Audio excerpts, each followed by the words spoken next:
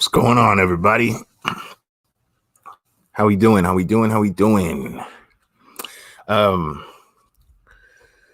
see who we got up in here.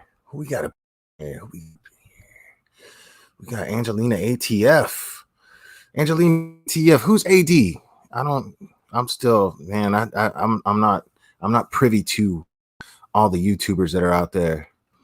We got that girl, Darwin, Rosemarie, Cynthia,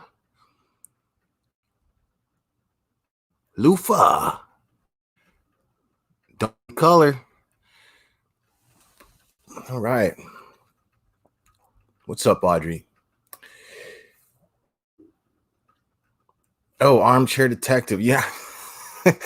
I'm not saying this to be a dick. I've never listened to Armchair Detective. Not one Armchair Detective live stream or video in my life. I hear the name everywhere. I don't know nothing about it. I hear a lot of bad things, but I hear a lot of good things too. So, I guess that is that is how it is in the YouTube world, pretty much.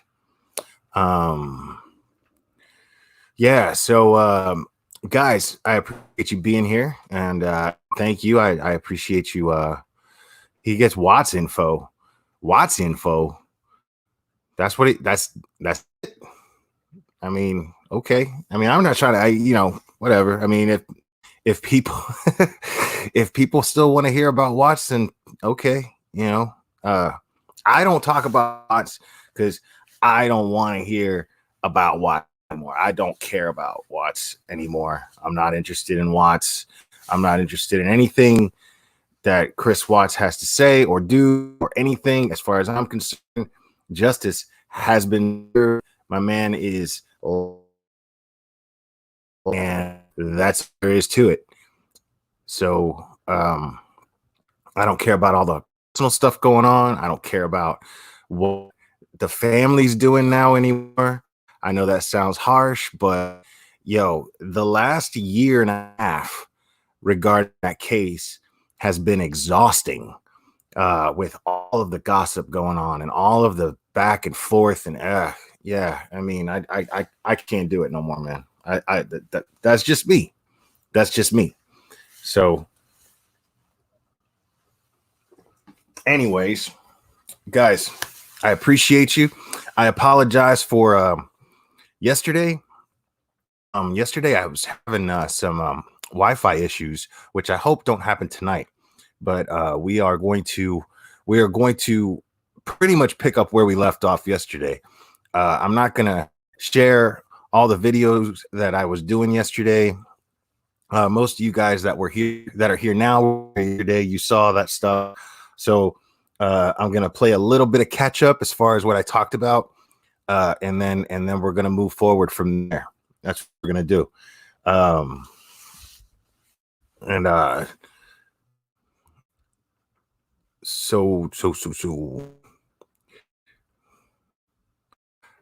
Yeah, I'm kind of sick of TV too, though. But you know what?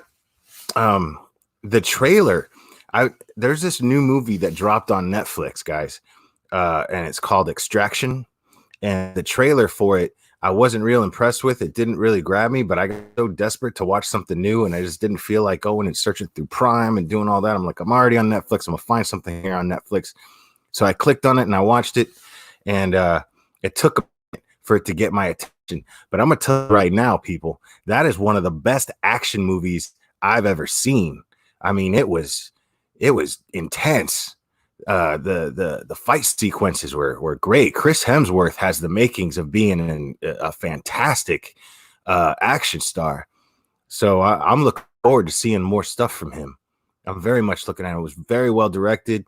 It had a very emotional ending, and I was really, really into it. So I'm gonna definitely be looking forward to more work. And because I was so into that, I watched I Googled it to see, because what was funny is the fight sequences and the action sequences were reminiscent to me of John Wick, which I love. I love the John Wick movies. They're straight to the point. They're not trying to be something that they're not. They're just super. And so I was really into and so I Googled and I checked out the director, and the director also did uh, Atomic Blonde. That's the Charlize Theron one, right? Yeah, I think so. With that dope soundtrack, that dope 80s soundtrack. Um, so yeah, it didn't surprise me because that's a great action movie too. So I was really, yeah. I don't know if you guys like action movies. There's a lot of ladies here, but if you like Hemsworth, well, there you go. But if you like action movies, then I definitely recommend it. It was a fun little surprise. I didn't expect to be as impressed with that movie as I was. So I do recommend it. Anyways, so guys, hold on, sorry. Still looking at chat here, guys. I'm still looking at chat.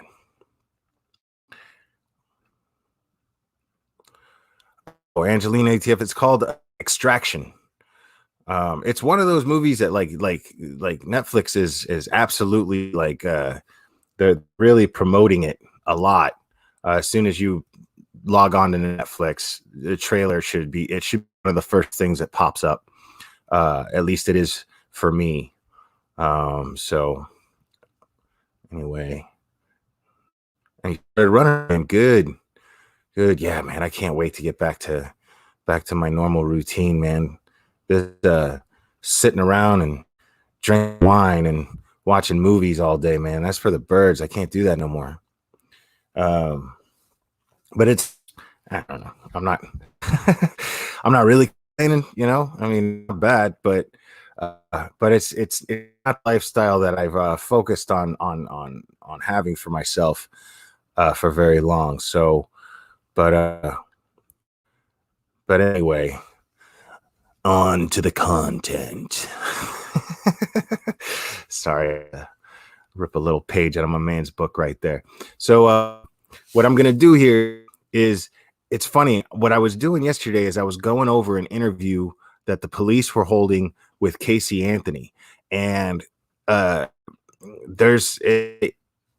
listening to this woman lie is fascinating. It's infuriating, but fascinating. But we'll play a little catch up from what we were talking about yesterday. For those of you who are just joining us, what I'm doing here is I am focused on right now, just because I thought it would be a fun thing to do, a fascinating thing to do, is to discuss the similarities in behavior between Leticia Stauch and Anthony, because since this case broke, people have been comparing the two cases, and I felt it was premature when people were doing it before, especially since it was happening before there was even an arrest. And prior to the arrest, hey, Jenny Anderson, hey, Random Daisy, Rosemary, prior to the arrest, we didn't have any information on Leticia Stauch other than the stuff that she was putting out there herself. She was making herself very public.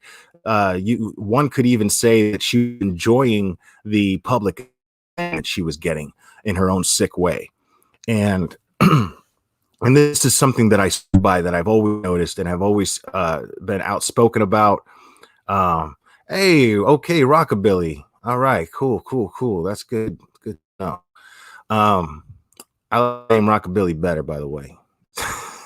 Random is awfully random, but it's good to see you here nonetheless. I really appreciate you being here. You know that.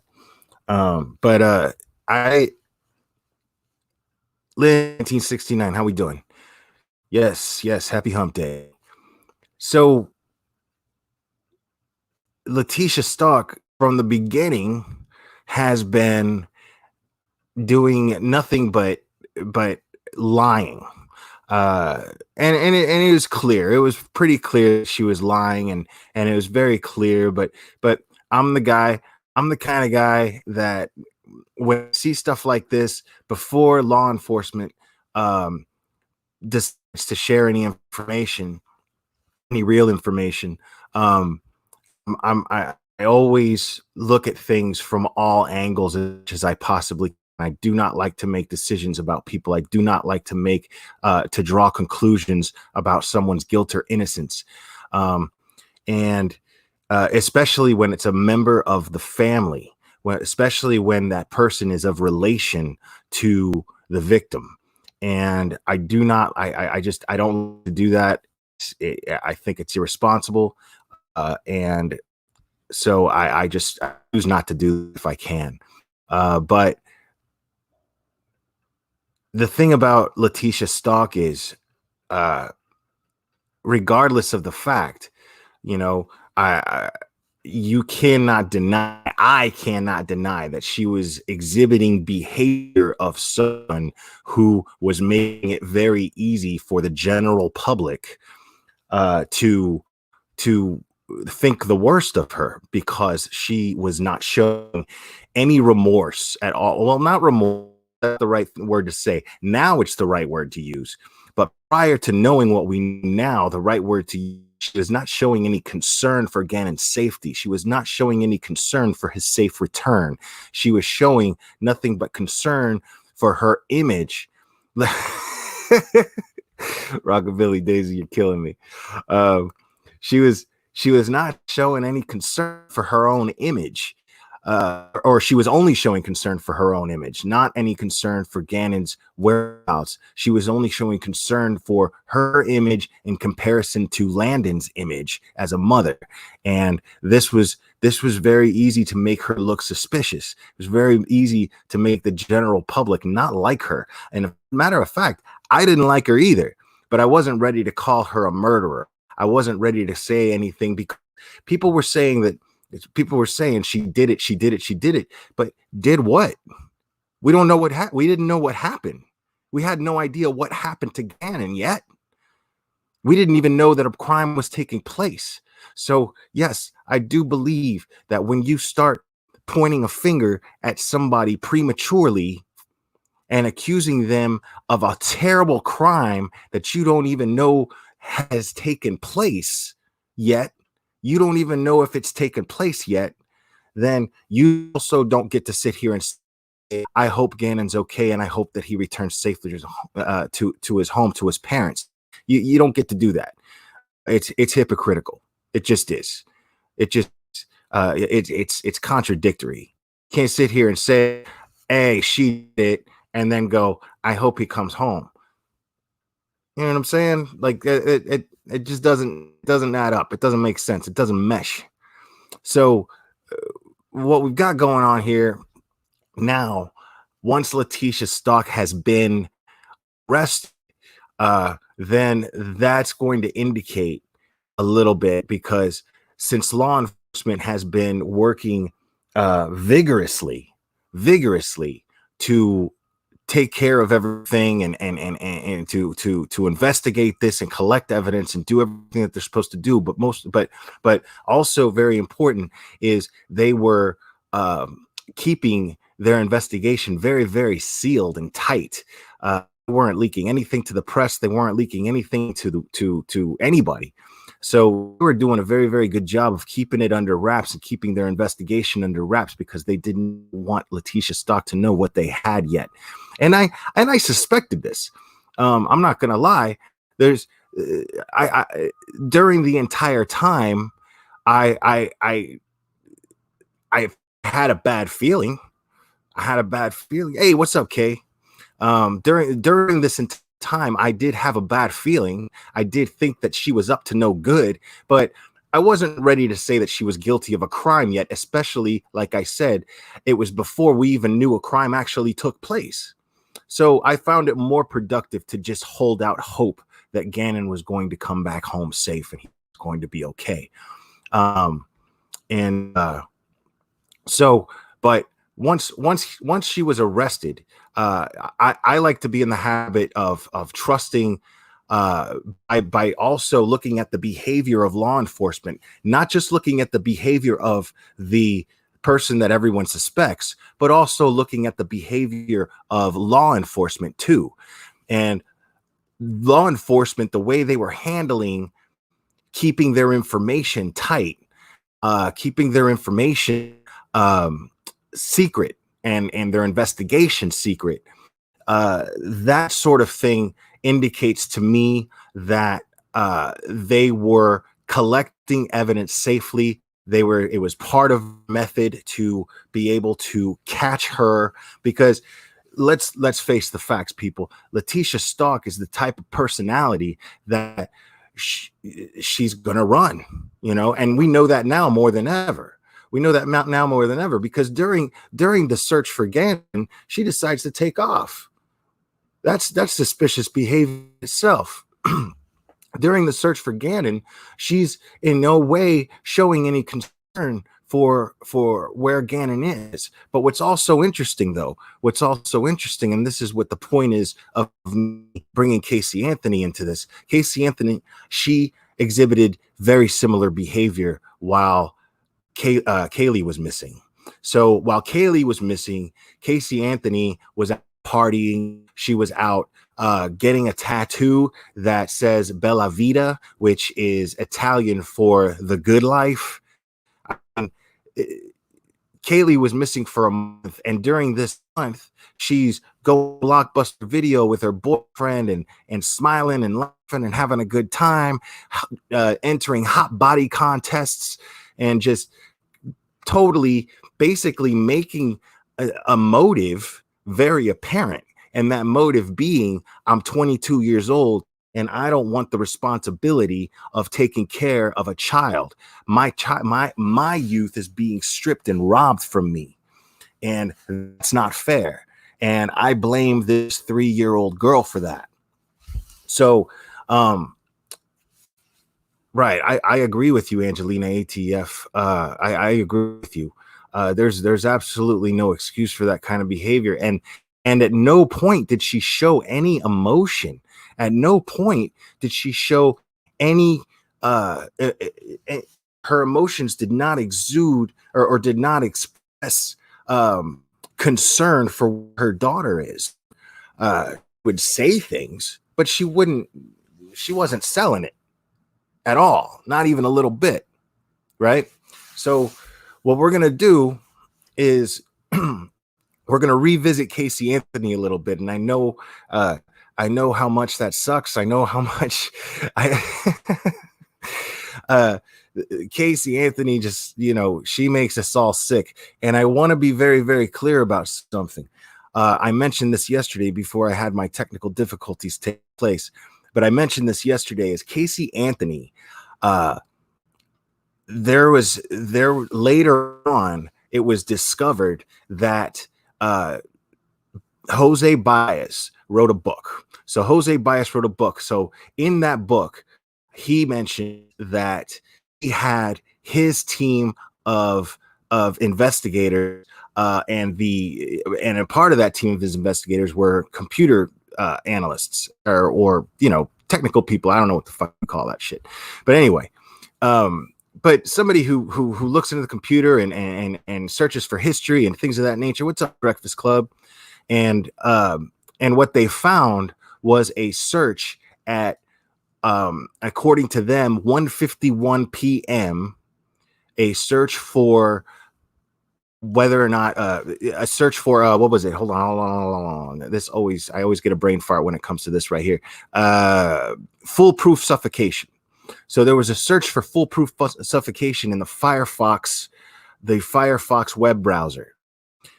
This is before Google, or at least before Google became a standard search engine for people to use in homes. You got to remember, people, this is like 2008. So during this period of time, you're talking about well over 10 years ago. So during this period of time, Firefox was kind of the thing to use. And so there was a search for foolproof suffocation at 1:51 p.m. Jose Baez writes this in his book, but something very interesting happens. So there's an attorney, and I can't remember her name. So this attorney, she goes out and she does her own investigating, because it stands to reason that everything about Casey Anthony's behavior was that of a guilty person. And everybody, almost everybody with a pulse, believes that Casey Anthony got away with murder, that the prosecution basically dropped the ball, and that's basically what lost that case. And that's why she is out free right now, living whatever life that she chooses to live. And there is, to this day, no justice for little Kaylee. Absolutely none. And this is an issue, and people take issue with this, and rightfully so. And so an attorney decides to do her own investigating. She decides to spend her own money. She decides to make this a little hot to hers. And so what she does is she hires her own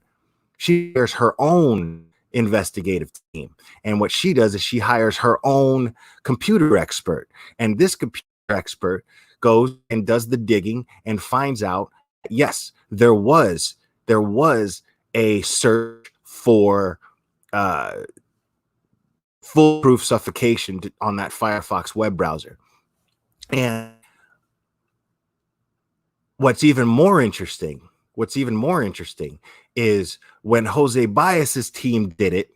Jose Baez's team, they were using a version of software that was already dated. It had not been updated yet. And so that version of software gave an incorrect time, where it turns out that search was actually done at 2:51 p.m., not 1:51 p.m. So at 2:51 p.m., a search for foolproof suffocation was made, and Jose Baez in his book is implying that since it was done, that he thought it was done at 1:51 p.m., that George Anthony was responsible for making the search. That he was implying that George Anthony had done this search. But what happens is it happened at 2:51 p.m. And if anybody who was following the Casey Anthony case knows very well, George Anthony was supposed to be at work at 3 p.m. So if that search had actually taken place at 2:51 p.m., George Anthony was already en route to work. He was already on the road. He was headed to work. And there was only one other person in the house at the time that could have made that search, and is Casey Shitface Anthony. So now what we've got here is me completely and totally 150% convinced that this woman is guilty of murdering her daughter. And so what we're going to do tonight is we are going to more or less explore the similarities in behavior between Leticia Stauch and Casey Anthony. And what we're going to do is, and what's funny is, I came across a different police interview. This interview that we're going to go over tonight, guys, is the police interview that they held with Casey Anthony, but they did it at Universal Studios the day that Casey Anthony took them to Universal Studios, because she said that she was at work and that she was working at Universal Studios, Orlando. But it turns out that they found out that she has not been employed there for 2 years. So, and she was fired, actually. Big shocker there. So we're going to go over that. We're going to go over that interview, and we're going to discuss things. And we're going to let the hatred for Casey Anthony fly here. So it should be fun.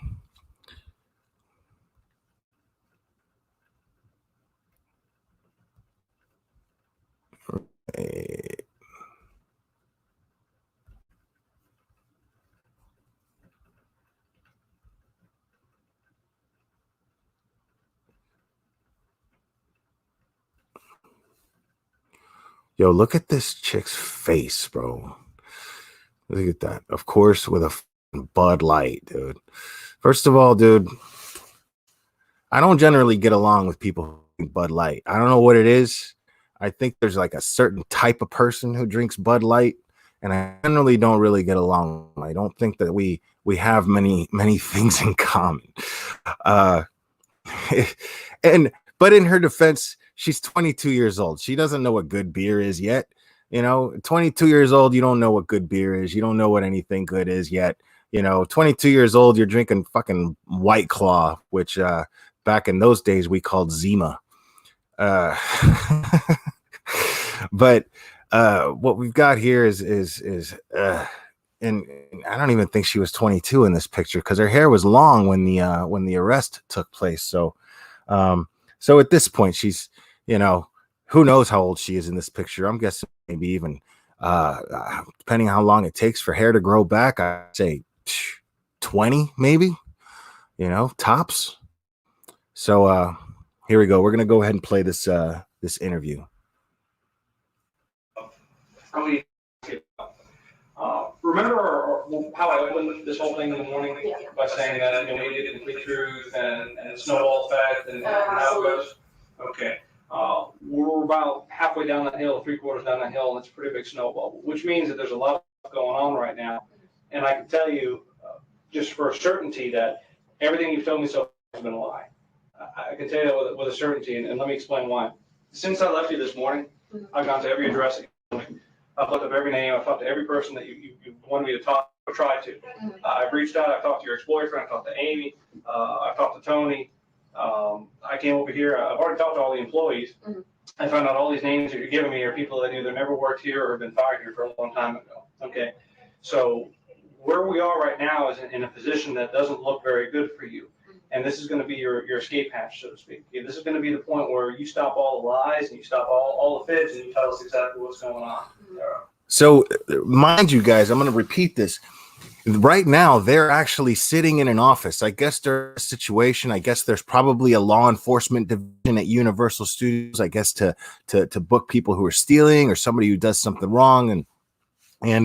So they're using an office there at Universal Studios to interrogate her. And let's be honest. This is called an interview, but this is an interrogation because they know that she's guilty. She drags these guys to Universal Studios saying that she works there. She walks through the offices. She's like, hey, waving at everybody, and people are waving at her back like, okay, right?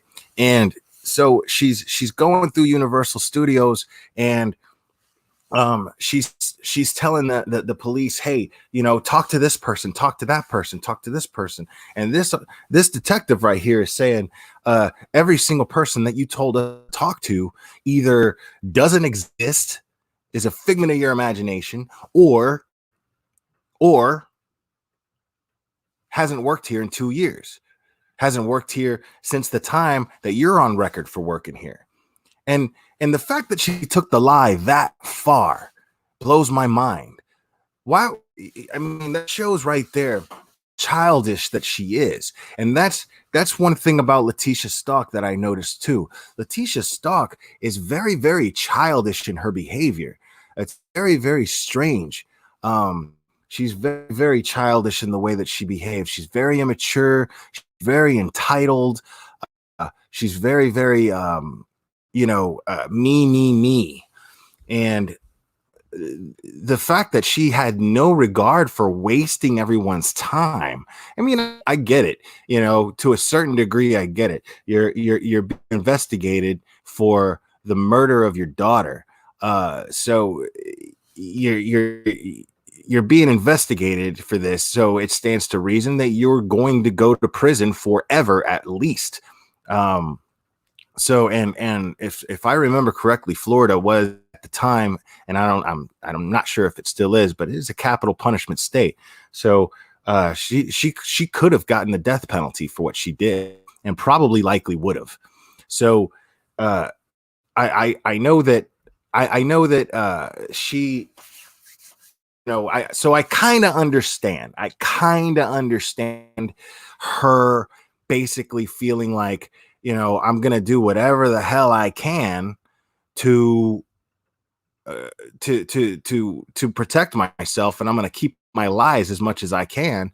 Because if she just goes, okay, I lied about that, then she's going to give a little bit of an upper hand. She's going to give an upper hand up that she has over the police, because the thing is when you're being interrogated by the police and you're being investigated, the best thing you can do is just shut up and stonewall them. And that's basically what she's doing. But but what she's also trying to do is she's so full of herself that thinks that she's smarter than the police and that she can lie to them, and those lies are not going to catch up to her. She's not taking into consideration the experience that these detectives have in this area. So I promise you that they're way more experienced in investigating murderers than she is experienced in actually murdering someone. So she doesn't have an upper hand here. She's convinced herself that she does. And so she's taking every avenue she can to dodge them, you know? So, what we've got going on here is this police officer, this detective is sitting down with her in an office at Universal Studios and basically saying, listen, you know, I'm pissed off. You brought me down here on a wild goose chase. You took me to 3 different apartments that you say that this Zan the nanny lives at, this Anita Gonzalez, and and we're at this point feeling like she doesn't even exist. Sound familiar, Mr. Aguado? So we're gonna continue going here with the interview, because she here is at this point, just take note that this detective is behaving in a very, very professional manner. He's playing a chess game with this woman, but he is pissed off. He is frustrated. He is fed up. And on top of the fact, for all we know, he's a father. For all we know, he's a husband. And he, this is a guy that's probably very family oriented. Who knows? I mean, I'm making assumptions here, but I'm just guessing. And there's a dead 3-year-old girl, and the mother is not showing any cooperation whatsoever in locating this 3-year-old girl. Being straight with you, because obviously I know, and you know, that everything you told me is a lie, correct? Not everything that I told you. Okay, pretty much everything that you've told me, including where Kate is right now. That I still don't know where she. Sure you do.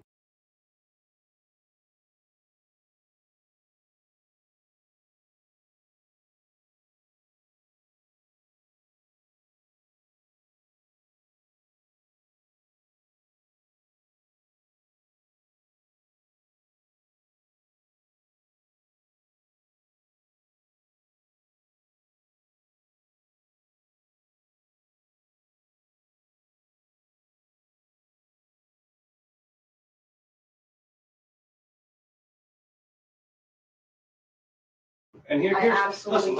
Let me explain something. Together, a combined experience in this room, we all have about 30 years of doing this. Okay, both myself and Sergeant John Allen worked for the homicide division for several years. We've done several people. We've conducted thousands of interviews. Appy's got 20 years, so just 3 of us, we've got several years. And I can tell you for a certainty that right now, look at you, I know that everything that you've told me is a lie, including the fact that your child was last seen about a month ago, and that you don't know where she is. See, I'm very confident just by having talked about this period of time that you know where she is. Yeah, I think my mic was muted when I was saying what I was saying before, but what's happening here is this detective is like, you've lied to me about everything so far, and she's like, not everything. So she's admitted that she's lied some, but she's arguing a moot point. She's sitting here arguing a moot point, saying, well, not everything. And she's playing the splitting hairs game with this guy. And all that's to do is piss this guy off. And now he's actually getting into right now the fact that me and these other detectives have way more experience in this that you're giving us credit for. So she's insulting them on top of everything else. So can you imagine? For all we know, these guys are they're fathers, for all we know, and And, you know, there's a 3-year-old girl missing here, people. There's a 3-year-old girl missing here. And the mother of this 3-year-old girl is not showing any interest in finding her. She's not showing any interest in cooperating with them to find her. She should be the one person on this planet above anyone else, the very one person on this planet above anyone else that would have a sense of urgency, possibly even panic some, you know. And you know, what are you guys doing to find my daughter? She is not even saying that. She's not even going, why are you on me when you should be out there finding her? She's not even playing that card. She's just going, I don't know. I haven't lied to you about everything. Maybe some stuff, but not everything. I mean, it sounds like they're having a conversation with a 10-year-old kid about who drew Crayola all over the wall. You know, it's a shit show, man. And what she's doing is just making these guys even more mad. So I applaud these guys for their professionalism. I can only imagine what it takes to do what these guys do. It's insane to me. Yes, you do. And here's the thing: we need to get past that, because we can sit here and go back and forth all day long here. So just between the three of us, we've got several years. And I can tell you for a certainty that right now, looking at you, I know everything that you've told me is a lie, including the fact that, you know, your child was last seen about a month ago, and that you don't know where she is. See, I'm very confident, just by having talked to you this short period of time, that you know where she is. You do. And here's the thing: we need to get past that, because we can sit here and go back and forth all day long about I do. It's pretty obvious that with everything that you tell us, nothing has been truth. You know where she is. Now, my question to you is this: we need to find Kaylee. I understand that right now, Kaylee may not be in very good shape. You know what I'm saying? She may not be the way we or the way your family lost remember. We need to find out from you where Kaylee is. This right now is this is going so far downhill. This has become such a mess that we need to end it. Very simple. We just need to end it. I agree with you. I have no clue what it is. Sure you do. If I knew in any sense where she was, this wouldn't have happened at all. It wouldn't have happened whatsoever. The stuff about Zanny, the caretaker or the nanny taking care of him, It's the truth. it's not, because it wasn't an apartment complex. There's no person that ever lived there by that name. The apartment's been vacant since March. Now, the apartment that you pointed out to me, the 2-story apartment, that's an old home. It's right across the street from your ex-boyfriend's house, who you never mentioned. And you said you wrote the address down because it was across the street. That's a lie, because I've already talked to him. You know, we've already been by the house, and we've already, looked at everything we need to look at over there. Mm-hmm. This is a lie. Well, there's a couple of ways that this goes. Right now, we can, I've never met you before, so I can look at you in one of a couple of ways. I can look at you as a person who's concerned and who's kind of afraid of what's going to happen because of something bad that happened before. Or we can look at you as cold, callous, and a monster who doesn't care, who's just trying to get away from something bad that happened, trying to cover it up. It's going to be one of those two options. Now, from what I've already talked to you, okay, you seem like a very bright young lady. You don't seem like someone who has no education. All right. Now, what we have to do is we have to do which way is this going to go? Are you a person who's scared about the consequences of what happened? Or are you scared about something that happened? Or are you really this cold, callous person who doesn't care about what happened? It's one of these two options. I'm scared that I don't know where my daughter is. I would not have put my entire family. Hold on. I want to ask you something. Yes, sir. Like you said, you seem like a pretty bright person. Okay, you're here willingly, right? You're here because you're here to try to help, right? Oh, absolutely. Your whole reason for. Now we got enter bad cop. Okay, this is always my favorite. It's like a foolproof method that cops tend to use is good cop, bad cop, right? It seems like only in the movies that the good cop, bad cop routine just doesn't work. There's always this tough guy, badass. It's like, hey, what is this? The good cop, bad cop routine, right? And so, but when you're dealing with someone like this, and in real life, you're gonna have somebody who's intimidating. And the reason why the good cop method is an effective method, in my personal opinion, is because good cop is what actually works. It's playing off the compassion. You've got this person who feels like everybody's against her, and even though she knows she's guilty of this crime, she still has an attitude. Why are you attacking me? Why are you attacking me? Why is everybody out to hurt me? Why doesn't anybody understand where I'm coming from?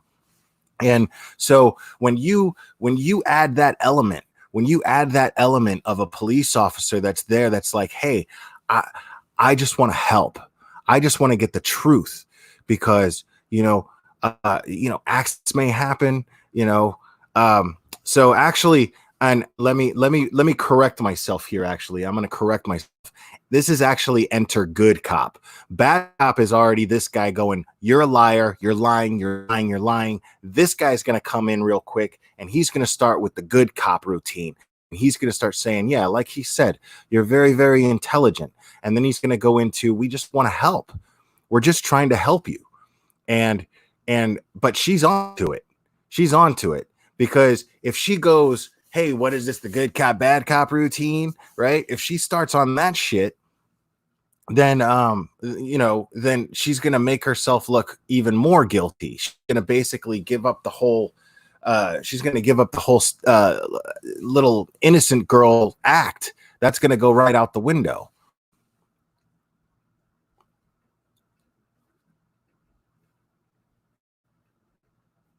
Talking to us is to try to help, right? Mhm. It's forced you to talk to us, right? Yeah. You want us to, you're here because you called, you want us to help find your daughter, right? Mhm. Now, let me ask you something. I want you to put yourself in somebody else. Put yourself in my shoes for a minute, okay? Since you talked to him this morning in an attempt to try to help find your daughter, you've given him bad addresses, okay? You drove me all the way out here. We walked from the gate back here on the way to your office, right? Okay. To an office that you don't have. We got all the way into the building, into the hallway out here before you finally says, well, I really don't have an office here. But we were walking to your office, right? Mhm. Okay. Does any of this make sense to you? I understand how that sounds. No. Here's the problem with that. Okay. You can get the weight around for a long time. It's not going to get easier. Okay. What he's trying to tell you right now, I'm going to tell you, in the amount of time that I've done this, almost 30 years now, okay, I've learned this. People make mistakes. Everybody makes mistakes. All the three of us have all made some mistakes in our lives. We've done things we're not proud of, okay? But then there comes a point in time, you either own up to it, you say you're sorry, you try to get past it, or you lie about it, you bury it, you lie about it, you bury it, you lie about it, you bury it, and it never, ever, ever, ever goes away, okay? So this guy's basically he's leaning towards, he's easing his way into, we understand that mistakes happen, mistakes, they happen, people, mistakes happen, and we're just trying to help. We're just trying to help your daughter. And you're not helping us help you. So he's being the nice guy here. He's trying to be the nice guy. But I'm interested to see, because honestly, before I decided to share this interview with you guys, I hadn't gone any further. I have actually never listened to this before. So for those of you who have never heard this before, I'm right there with you. So I'm actually enjoying this with you in real time. So this is actually pretty cool.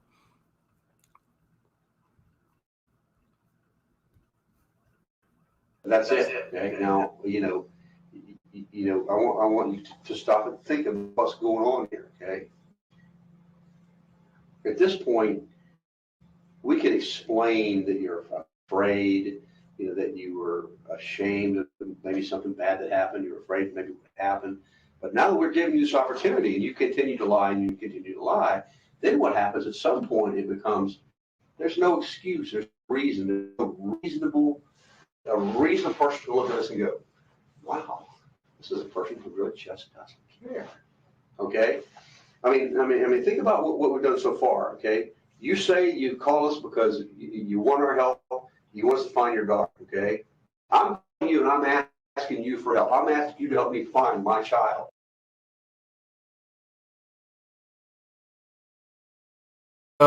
So everybody, uh, look at her right now, right? Look at she's got a drink in her hand and a cigar in her mouth. I mean, this is, if this was during a time, let's try to imagine Casey Anthony, let's try to imagine the Casey Anthony and Kaylee Anthony case if it were to have happened today, right? With cell phones being the way they are, with social media being the way that it is. I wonder, because she seems calculated enough. This is one thing I'm going to give her.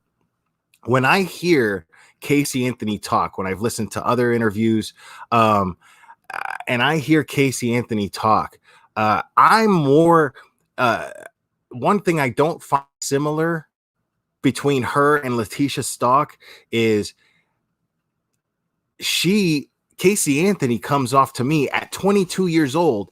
She comes off to me more like like somebody who would be more likely to have a PhD in education than Leticia Stauch would.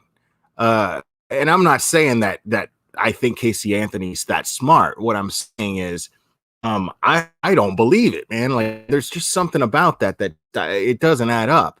Leticia Stauch does not sound like an intelligent person to me in the slightest bit. And there's one thing that I will give Leticia Stauch credit for as far as intelligence goes over Casey Anthony. She somehow or another, and we don't know how yet. We still don't know how, but somehow or another, Gannon's body ended up in Florida. Gannon's body ended up in Florida from Colorado Springs, right? So, Kaylee was found in a laundry bag that was a part of a set. Okay. Kaylee Anthony was found in a laundry bag, wrapped up twice over. First layer was in a laundry bag that was part of a set, one of those sets of laundry bags that, one gets smaller than the other, I believe, one of those deals.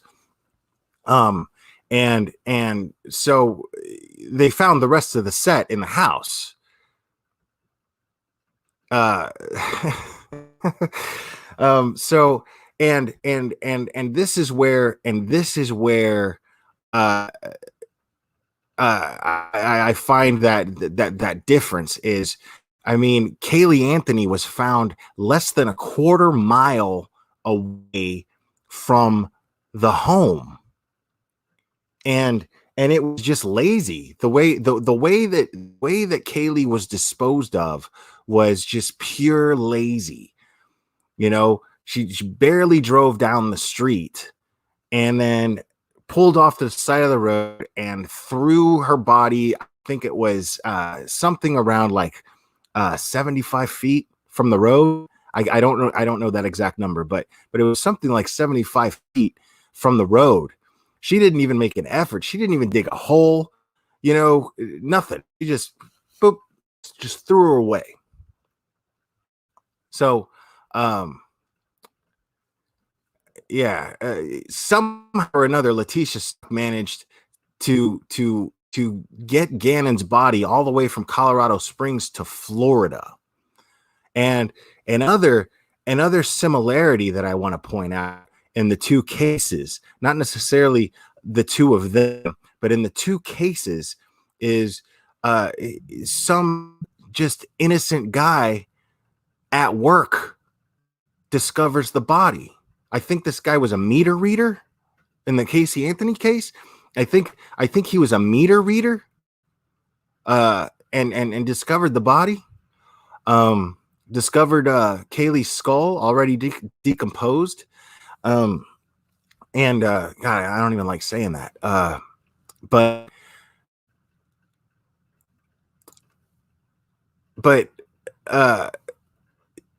Gannon was found in Florida by I think it was a construction worker. You know, I can't reiterate that enough. I can't talk about how shitty I think that is enough. That these poor guys that are out there, and to me they're heroes. You know, to me they're heroes. But man, I feel so bad for them because I can't imagine, you know, going out there doing my job and then discovering the body of a child. Again, these guys that are probably parents themselves, people. These are guys that are probably parents themselves. And then they have to get out there. They have to get out there just another day at work. And then they're just doing their job the way that they're supposed to be doing their job. And then they discover the body of a dead child. I mean, I can't even imagine. I can't even imagine what that must have been like for those guys. Nobody thinks about that stuff, but maybe they do. I don't know, but it's something that's rarely talked about. And you know, it breaks my heart. It breaks my heart for those guys.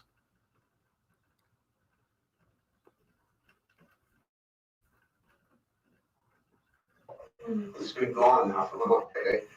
And to help me find the child, what I've done to this point is I've given you a bunch of bad addresses to go look at, addresses that don't exist, okay? Then I take you to a place where I tell you that I work, okay? And I walk you here today, okay? On the way to my office, I don't have, okay? You start to get the picture? Or do you understand where we're headed here? I understand. Okay? Now, you know, you're by hiding this, by burying this, okay, you are not going to get yourself a better place, okay? What you're going to do is you're going to cause everybody else around you to suffer, okay? And then at some point, this is going to come out. It always does. Mm-hmm. It always comes out, okay? Now, your best bet is try to put this behind you as quickly as you can. Go to your parents and tell them, you know, some horrible accident, whatever happened. Get it out in the open now, okay? Instead of them worry, okay? How old are you? 22. At some point, okay, you're going to want to mend things with your family, okay? You let this drag out for another 3 days, another week, 2 weeks, okay? You make us solve this some other way. We'll solve it. We always do, okay? Okay? I mean, there's no point in coming forward to say, oh my God, this is what really happened once we figured it out, okay? You ever had anybody do anything wrong to you? Everybody hurt you in any way, okay? Let me ask you a question. When somebody's hurt you in the past and they've come to you and said, I'm sorry, okay? I'm at the bottom of my heart, I'm sorry for what happened. Do you forgive them? Yeah. What about somebody that does something to you and then lies? You forgive them? It's a lot harder too sometimes. A lot harder too? Tell me the last time somebody hurt you over and let you suffer for a period of time and then lied about it. Then you caught them, okay? Well, once they caught them, that apology didn't mean a hell of a lot, did it? No. Okay? All right? Right now, your best bet is to just get it out in the open, whatever happened, and let it now, okay? So we can kind of start getting past this. Try to help you explain, okay? Because keep in mind, you're talking to people. There's nothing you're going to tell either of the three of us that's going to surprise us, okay? I had to sit down with mothers who rolled over their babies. Now, guys, keep in mind too. keep in mind too, this is Casey Anthony we're talking about here. So I'm going to apologize in advance, because what's going to happen here is they're going to end up talking in circles back and forth. She's just going to keep stonewalling these guys, and this method of behavior is it's effective if you think about it. I mean, it makes her look guilty to the police, but that doesn't mean jack shit to a jury. That doesn't mean anything to a jury. Clearly, because she went to trial and she beat it. She beat the case. She walked. She is a free woman right now as we speak. She is a free woman. Matter of fact, there's rumors that she's thinking about having another child. And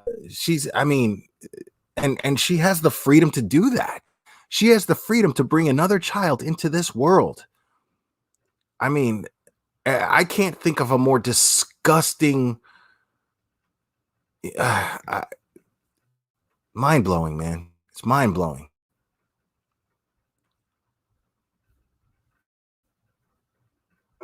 Mothers whose kids have drowned in swimming pools. I've had to sit down with mothers who had boyfriends who beat their kids to death, who felt horrible about what happened, and then I've had to go to them and help them try to explain to their families, okay?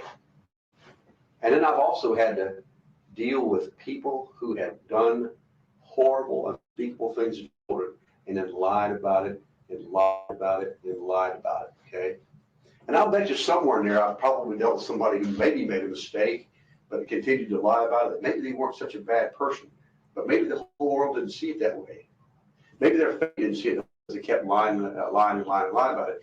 And then when it finally came, and then months down the road, or days down the road, when they decided to come forward, okay, people were past it. You told me that you lied to me for the last time. I don't listen to what you have to say. Don't talk to me anymore, okay? We've had to we've had to go into court and try to help people explain situations. And we've had to go into court at times and say, the person just never said. They kept lying to us and kept lying to us and lying to us and lying to us. Okay, we're all human beings. Okay, you tell me. You're a smart person. Figure it out. Okay. So far, well, the only thing that we can say for sure at this point, okay, is that you have lied to him about all these things. You put us here, okay? All right? Now I want you to look at this from an outsider's perspective. Somewhere down the road, we have to decide, how this all plays out. What would you do? How would you see that person? How would you see that person differently than somebody, a young mother who made a mistake and, initially was afraid to tell the truth, but at some point. I wouldn't have the patience that these detectives have, man. I'm going to tell you guys right now, I would not have the patience with this woman that these guys have. I mean, it blows my mind, dude. These guys they're staying so calm, and they gotta know if somebody is willing to give these guys the runaround the way that they have, like, I'll take you to my job, like, you imagine the scenario that took place, how they ended up at Universal Studios. Well, we called Universal Studios and they have no record of you working there. In fact, they said that you haven't worked there in 2 years, right? So, we're gonna go down there. If I take you down there, are you gonna see your coworkers and everybody's gonna be like, "Hey, what's up?" She's sitting there going, "Yeah." I don't know why they would say that. Why would they? I have no idea why they would say that I don't work there anymore. That's crazy. Who knows what she said? Oh, I was just there yesterday. Who knows what she said? But somehow she ends up convincing them, hey, no, that's not true. I work there. To the point to where they're so curious as to what's going to happen once they get down there. And what is she going to say? And then sure enough, the inevitable happens is nobody there knows her. Nobody there knows her. Nobody. Nobody corroborates her story. Nobody backs her up. And she's talked to this person, talked to that person, talked to them. And earlier in the interview, as you heard, detectives, literally everybody that you told us to talk to either didn't exist or hasn't worked here in 2 years, the time where they're telling us that you worked here. So here she trying to convince the police that there's some conspiracy against her, that the world is coming down on her in some way for some reason. I mean, I can't imagine. I could only hope to have the kind of patience that it takes for these detectives to not lose their shit and blow this case. And here's the thing. Is I want to be very clear about this. I'm not seeing anything. I'm not seeing any indication. Following this case, I don't see any indication that law enforcement did not do their job and present the prosecution with as much evidence as they needed to present them with and use to convict her. The problem is the prosecution dropped the ball. The prosecution did have a computer expert, and the prosecution did search her computer files and her search history. And there's another thing. This is something I forgot to mention. That after a police interview took place, I'm not sure exactly which one, but after a police interview took place with Casey Anthony, they took her home, they dropped her off, and within a few hours, there was a window where they picked her up, they dropped her off at home, and they picked her up again in a restaurant. And there's just a few hours of a window there. And during that window, that attorney that I was telling you about earlier that did her own investigation and hired her own guy to look at the computers, that attorney came up, or that gentleman who I think his name Getz, this guy who searched the computers or searched her computer, found that in that window of time, the search history was deleted, including the foolproof suffocation search on the Firefox browser. So her Firefox browser was the history was deleted within that little period of time. So when she went home, she knew things were coming down on her. She knew that they were sick and tired of her. They were going to pick her up. They were going to arrest her. She knew it. And so she had time to go home and delete that browser history. And she did. Nobody else did. She did it. So I am convinced that Casey Anthony is guilty of crime. Any idea of doubt that I had about her guilt is gone, knowing that piece of information. So I can only imagine how frustrating it must have been for the police to with all the hard work that they put in. I can only imagine how heartbreaking it must have been for the police after all that hard work they put in to have the prosecution drop the ball and totally cag the conviction of this woman who, I have no doubt in my mind, murdered her 3-year-old child for no reason other than she didn't want a child because she wanted to party.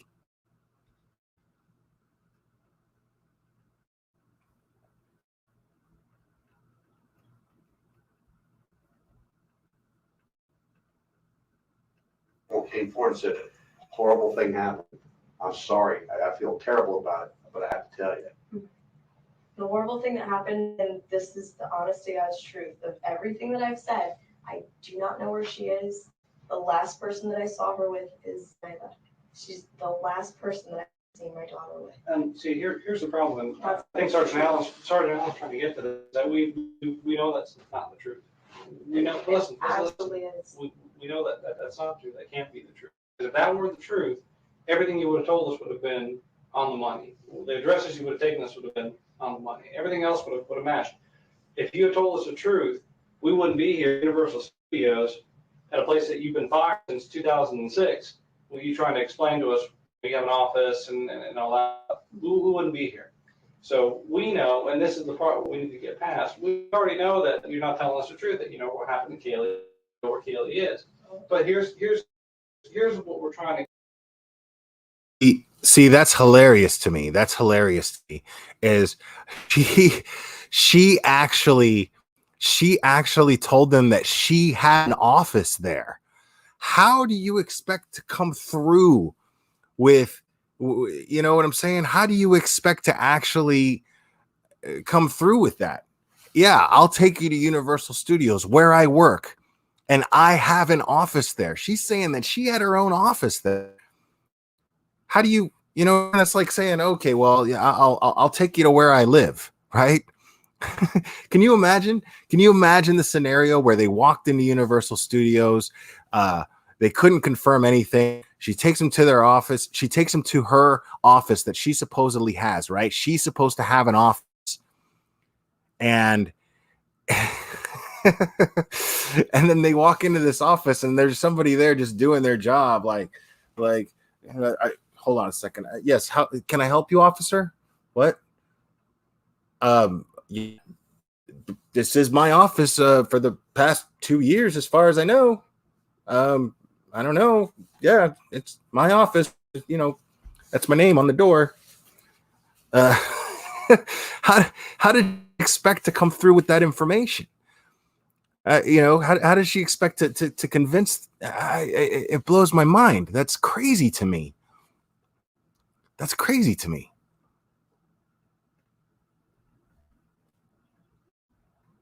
get by is that you fall into one of two categories. I'm sure you explained it and I explained it, is that if this is something an accident that happened, and no matter how you think people are going to look at you, they're going to look at you a lot worse if you continue showing that you're callous or not caring, and that you show complete dispassion and disregard for human life. Mm-hmm. Or they can look at you as someone that, you know what, I can understand. I'm a young mother, or she's a young mother, first child, something horrible happened. She's thinking, oh my God, my life isn't going good right now. I already know my life is struggling. People don't see me in that great of a light. I know I got problems at home, and I've got problems with friends, I've got problems with work, my lack of work. All of a sudden, something bad happens to my child, and people are going to think. See, I find that fascinating too. That brings me back to Leticia Stauch. That brings me back to that. So, this detective here is saying, you're not looking. What do you think about people looking at you as being callous and not caring where your daughter is? I'm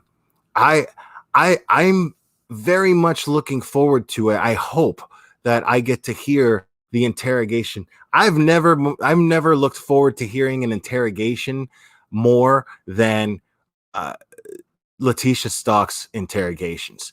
I'm dying to hear those tapes. I'm dying to hear that, because I'm really hoping, because if I'm a police officer, if I'm a detective and I'm interrogation, I'm going to be playing I'm going to be playing that angle. I'm going to be going I'm going to realize that she's the kind of person that is concerned with her image. Leticia Stauch is so concerned with how people see her based on all her social media posts, based on the interviews that she's done on television.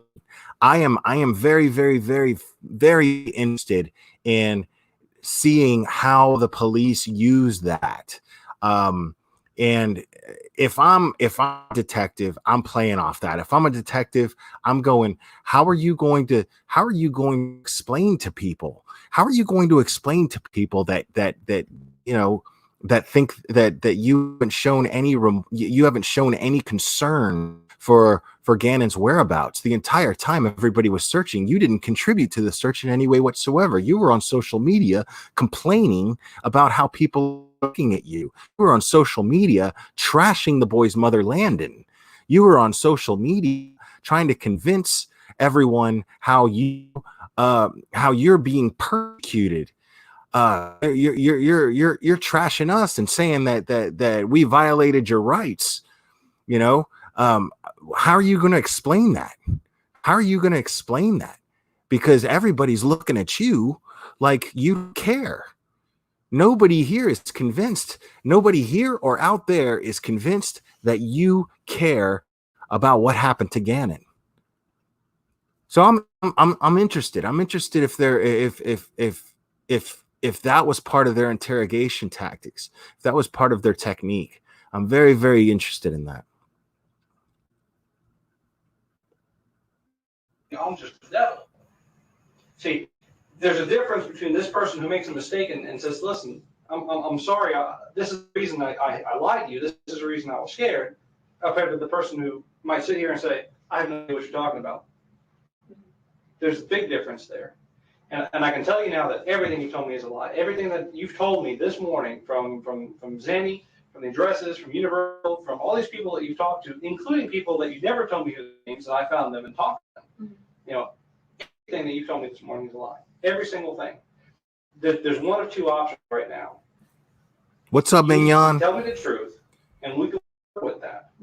Or if you continue down this path and continue lying, I can tell you that when this snowball gets to the bottom of the hill, the only person who's going to get hurt is you. That's not true. A lot of people are going to get hurt. Your a parents. lot of people are hurting right now, and you know what? One person puts that. I've been trying. You haven't. Oh, wait a minute. Okay, let's go through this again. Okay. Stop me at the part that I say that's not true. Okay. Mm-hmm. I want to go through this, and I want you to stop me at the part that isn't the truth. Okay. Mm-hmm. You take your daughter and you drop her off on June the 9th, okay, at somebody at a babysitter's house, okay. Now this is a babysitter that lives at this apartment, okay, that's been vacant. I dropped her off at that apartment, okay. At those stairs. Oh, you just walked her, you dropped her off? And walked her to the stairs. That's where I've dropped her off a bunch of other times, besides just that day. Okay, and when you dropped her off, who took her at that point? All right. Is everybody with me right now? Is everybody with me right now? Everybody in here who's a mom, right?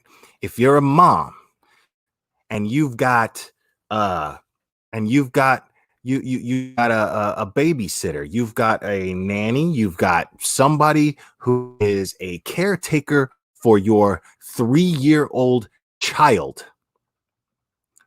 What mother would ever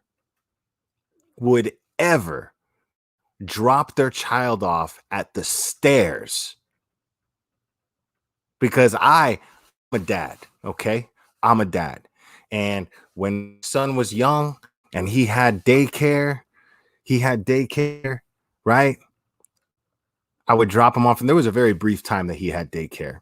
But when he had daycare, I would drop him off. But when I dropped him off, I walked him holding my hand into the building and would talk to someone and get some sort of reassurance that whoever I'm leaving my child with, and I've never actually thought about it before, but whoever I'm leaving my child with, I'm getting some sort of reassurance that it's okay for me to walk out that door without that child. I'm walking out that door without my son, and I'm feeling okay about it so that I can go about my day and go to work and do my job and look forward to coming back and picking him up.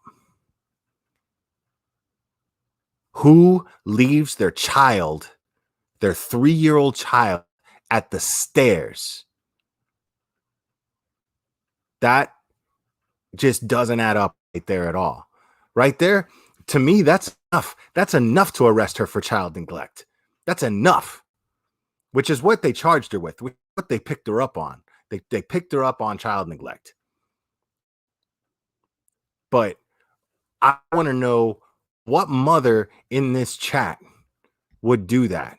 The only kind of mother that I would think that would do that is nothing more than a motherfucker. You never, ever, ever drop your child off, your three-year-old child off at the stairs of someone who you have no relation to. Nobody. I mean, I could be dropping my kid off with their grandparent. That was not happen. I'm not leaving. That's the same as leaving them out on the street. A 3-year-old child, 3 years old. Oh, this woman just pissed me off.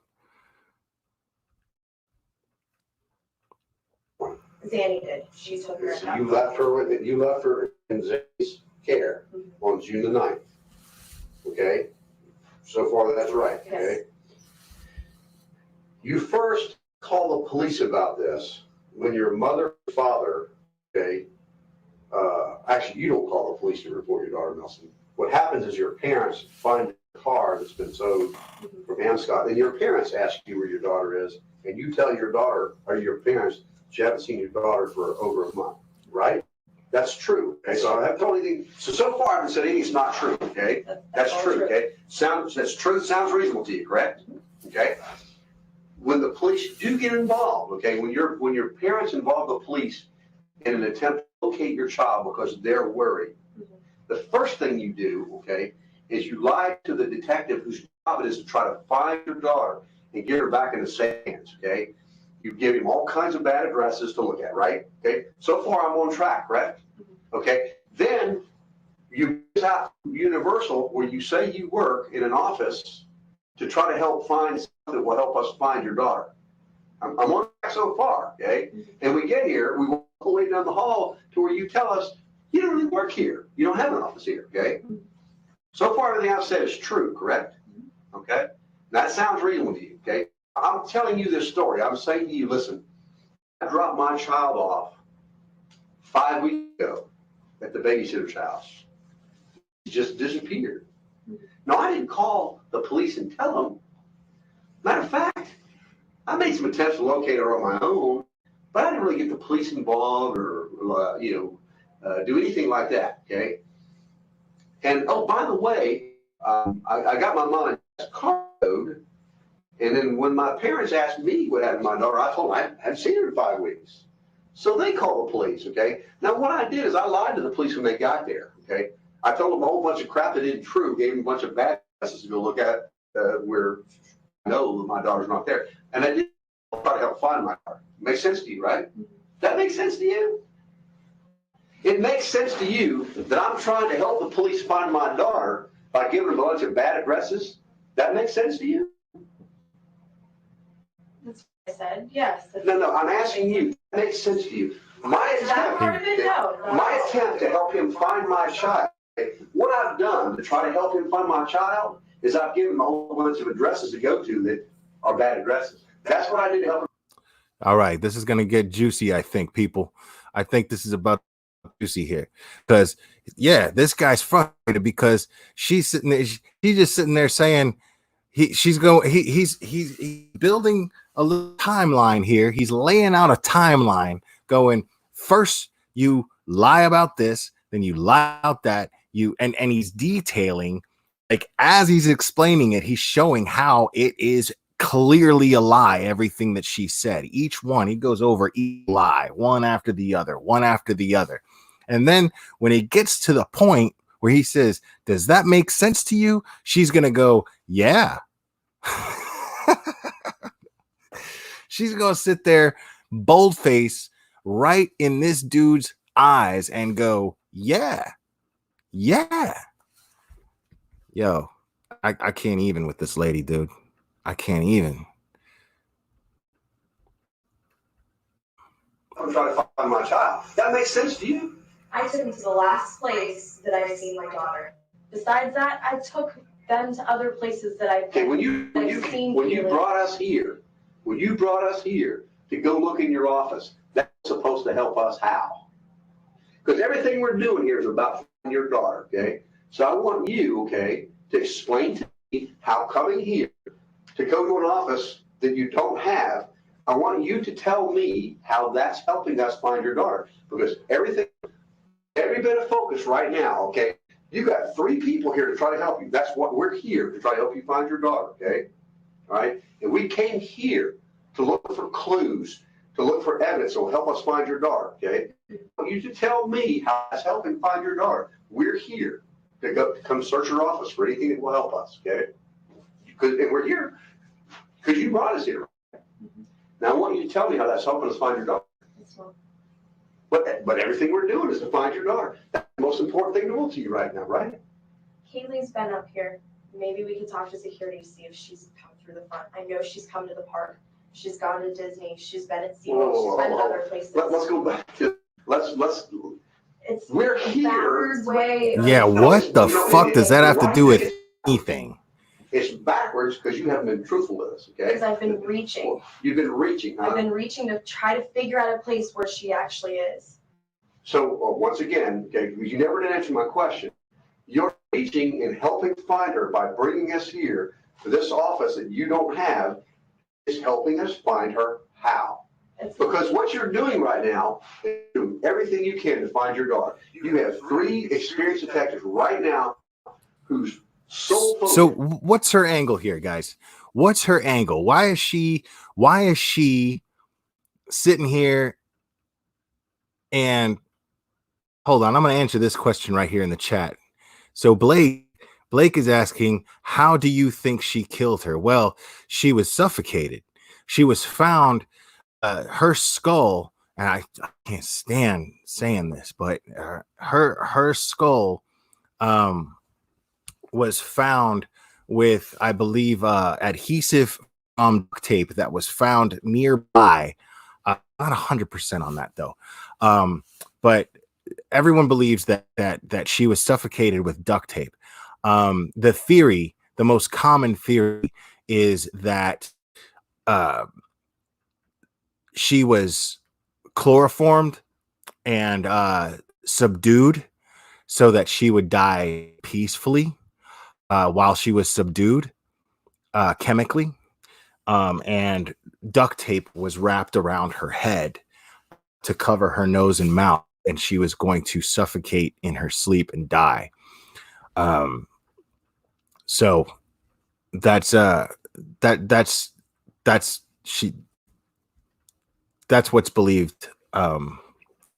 Well, the Xanax thing, Blake, the Xanax thing is one of her friends, I believe, testified that, or at least told police. I'm not sure if they testified or not, but they said that she would give Kaylee Xanax to subdue her so that she would be asleep while she would party with them.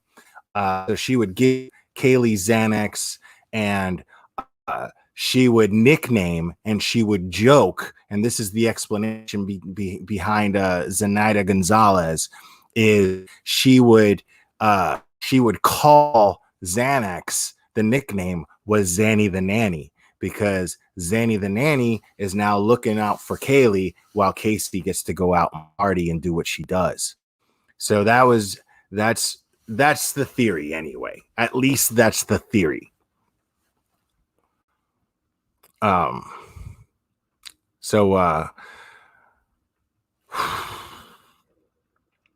Hey, Caleb's in the house, man. I love that. What's up, dude? Let's see. See, Anthony's lies always worked on her parents and friends her entire life without resistance, so she thought her lies would work on the cops too, and didn't expect her words to be broken down and analyzed. Yes, I agree with you, Caleb. I think that it boils down, if we're gonna simplify this comment by Caleb here, is the way to simplify that is Casey thought she was smarter than everybody. Casey thought she was smarter than the police. And Caleb's just joining this, but to talk about this, I said earlier that she didn't count on the fact that these are seasoned detectives. It's their job to deal with people have murdered other people. They're seasoned in dealing with that. She is not seasoned in killing people. But she is seasoned in lying. I'll give her that. She is seasoned in lying. But this is it's infuriating to hear her lie so much.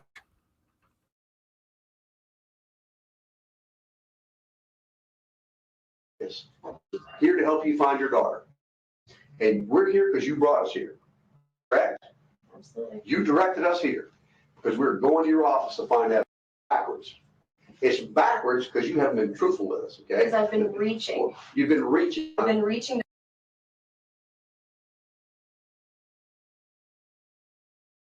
That's what we're going to talk about before. Yeah, she's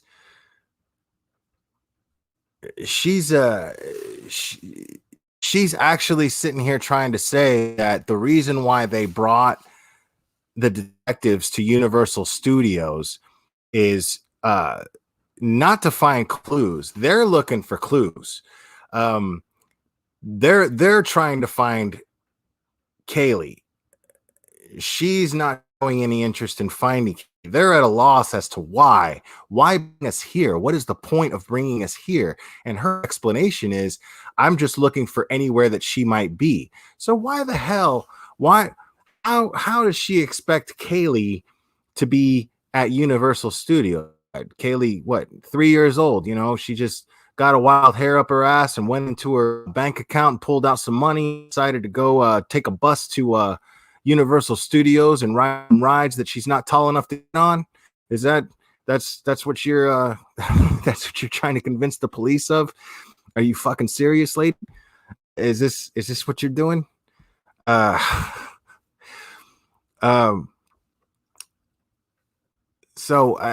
know, I mean, it's very, very interesting to me. It's very, very interesting to me because I again, I cannot wait to hear the interrogation tapes. I cannot wait to hear the interrogation tapes that for Leticia Stauch. I just can't wait because I mean, we know based on the affidavit, and keep in mind, guys, the affidavit, the only real facts in that affidavit are what they collected at the crime scene, what they collected at the crime scene, and what they gathered from interviews with Leticia. So the rest of it, as far as where Gannon is in that particular affidavit, the one that we have gained access to is speculation. That's one thing I will say about Leticia is I believe that there was an interview that he gave, I think it was Time Online or something like that, where she said that 90% of that affidavit was speculation. But no, not 90%. I do agree that there is a lot of speculation there, but there's speculation there simply because they did not have a body yet. Now that they have a body, given that there are new charges added on since that affidavit was submitted to the court, now that there is new evidence clearly and new charges, that, you know, it's fair to say, it's fair to assume that there is a new affidavit. There is an affidavit that is what they're going to use to try to prosecute Leticia Stauch. So yes, there is some speculation in the original affidavit, which is probably why the judge allowed it to get released, which is probably why we have access to it now. But keep in mind, guys, that affidavit, that's not going to be Leticia's. Sorry, hold on a second here. That's not going to be lock and key there. So there's got to be a new affidavit, and seeing as they're trying to keep this case as as sealed as possible, and keep the details out of the press as much as possible. I'm guessing that the reason why that affidavit is released is to feed us dogs, feed us social media and media dogs, give us something to chew on while they get to work without distractions and without messing up the case, without hindering their investigation and hindering the case that they're building. So keep that in mind, guys. When you look at that affidavit, it's not gospel, people. That affidavit that we all have access to, the one that I've gone over on this, and the one that all the other crime channels have gone over, the real true crime channels. I'm not a true crime channel, really, but the real affidavit we don't have access to. That's an affidavit that is no longer considered evidence, in my opinion. Because since they did not have a body, there's a lot of speculation in that affidavit. So keep that in mind, guys.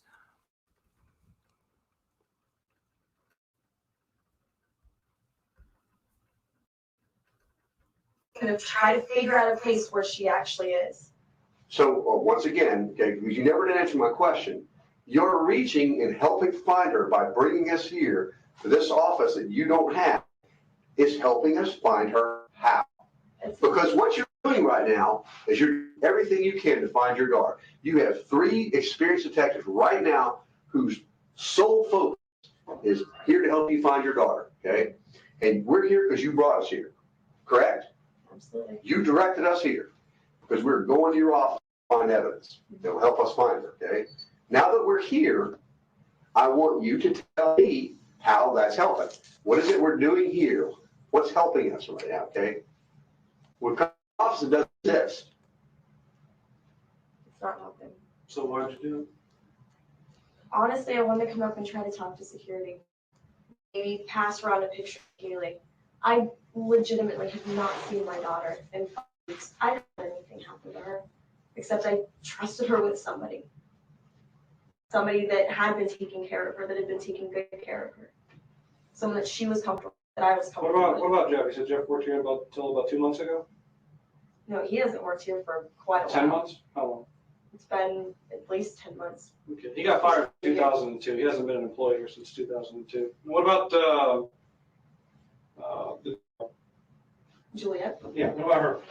She left 2 months ago. That's exactly what she. Juliet Lewis never worked at Universal Studios. I'm sorry. Is the baby's daddy actually dead? It's a good question. Who's going to find? Would you? I I still have a copy of the obituary at home. I mean, you've told us so many untruths right now. I'm confused. Would your parents be upset if you had given the baby back to the daddy and to take back for his grandparents, or for his parents to take care of? He passed away last year. We hadn't even talked much before that. Let me ask you this. Is the obituary in your office? No. I think I have a copy of the obituary at home. There's no office, so there's no anything anywhere. We've made that clear already. Right. So if I give it still, it would be on my computer at home. I'm pretty sure I kept that. I don't think that's something I would have gotten rid of. Zanny has never worked here. How do you explain that? She has an ID. She has an ID with her name on it. Just like you have an ID? I do have an ID. So at my house, both of my parents seen it. Just Both like of my you have parents know that I've worked here. I used to have an office. Now, just like you have an ID? No, I don't have. Okay, so oh, Casey. So here she's basically saying, I mean, she's got an answer for everything, people.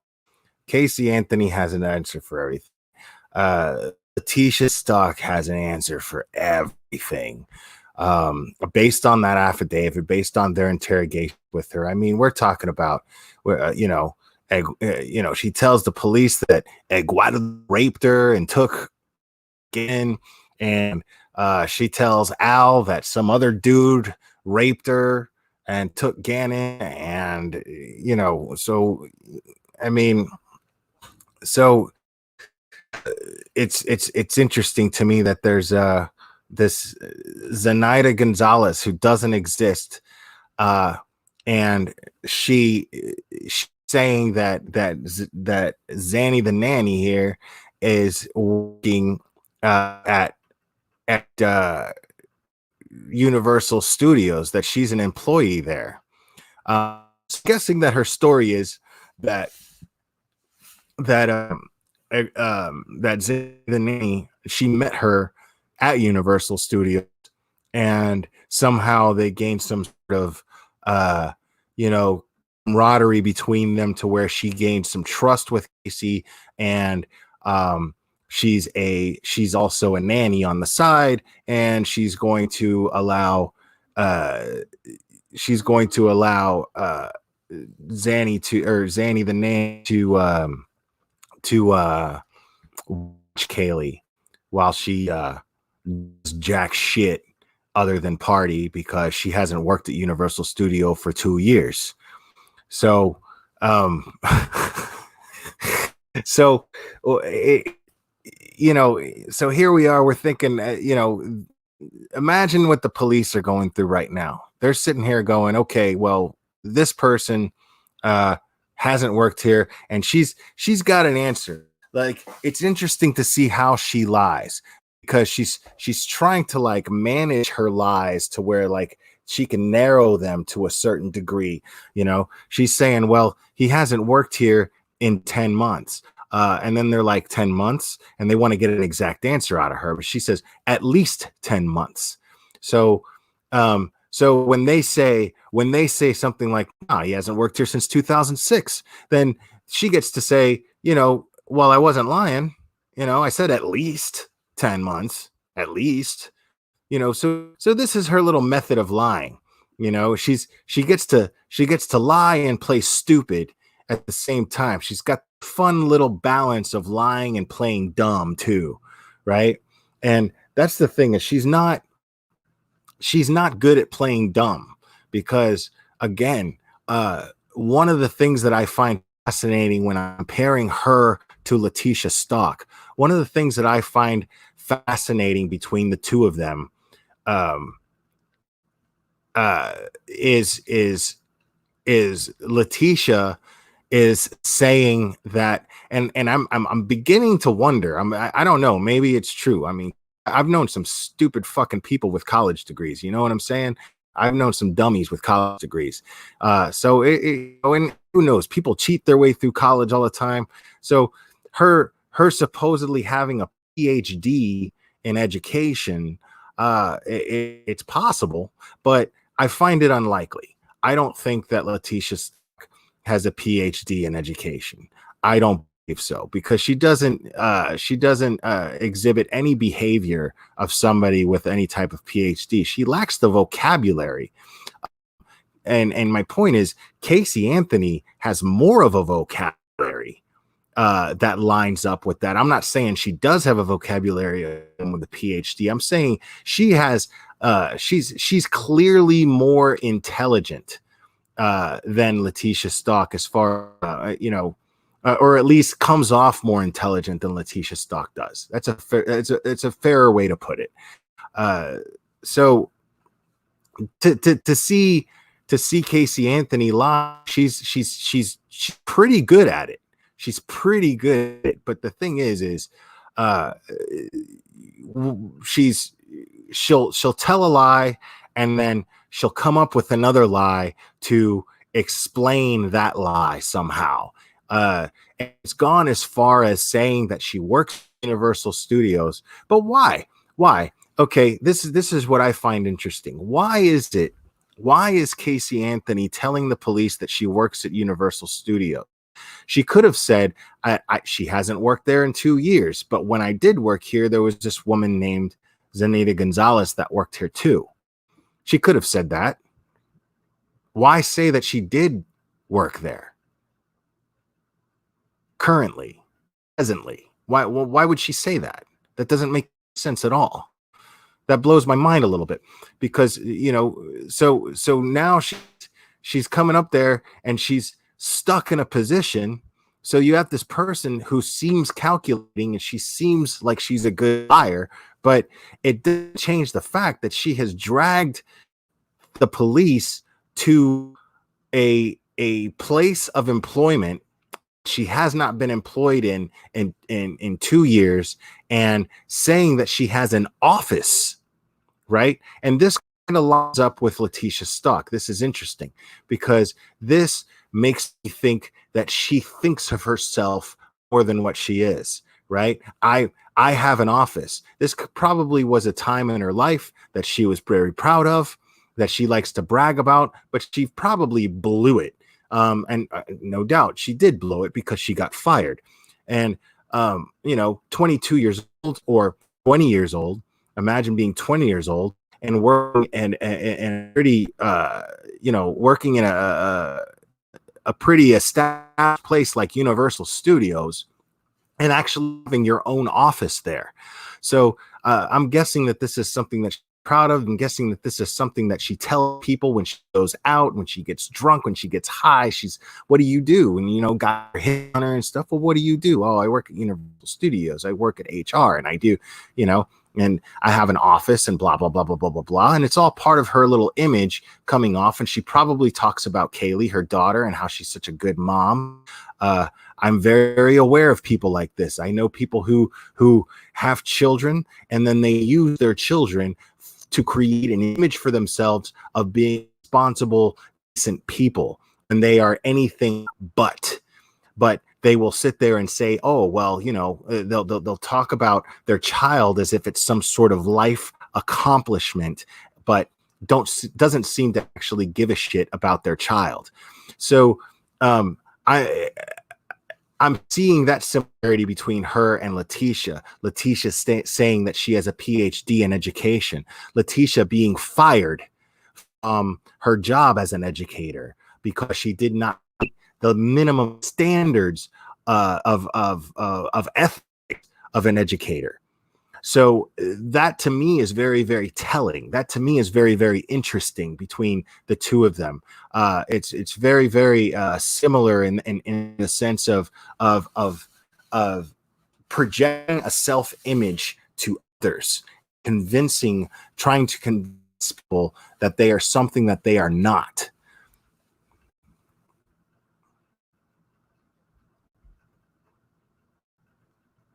I'm an officer. And we're here to go to what? To do what? We're here because why? Try and put things together. No, we're in this building because we put a lot more together than I think you realize we put together. My question to you is, we're in this office because we got here because. See, I love this right here. That right there was very telling to the police too, and I'm sure they caught that because I'm not a detective, but I caught that shit. And he's asking her, "We're here because of what? Why are we here?" And she says, "To put things together." Right? She says to put things together, but the right answer is to find Kaylee. To locate Kaylee, to bring Kaylee home, to put Kaylee back in your arms. The right answer is to find Kaylee, but she answers to put things together. What that does is that indicates someone that is seeing things from a perspective clearly, but from a perspective of not finding my daughter, but trying to catch me doing something. So I find that very telling. I find that extremely telling. Little things like that, and I was joking. I not joking, but I'm I was playfully speaking about how I don't give a shit about the Watts case anymore, but I did Watts case closely. And one thing that I found very telling was the words that Chris Watts used that made me feel like he was guilty of something. The words that he used, such as speaking as on the television interview on his porch, he was speaking of Bella and Celeste in a past tense. He was doing this. He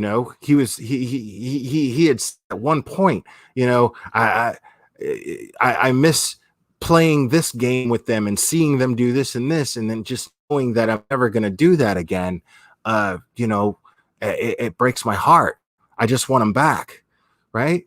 But how do you know why would you say that you're never going to see them again? If you're a father and you're holding out hope for their return, if you want to know where they are and you're a father, you're holding out hope for their return. Why would you do that? Why would you say something like that?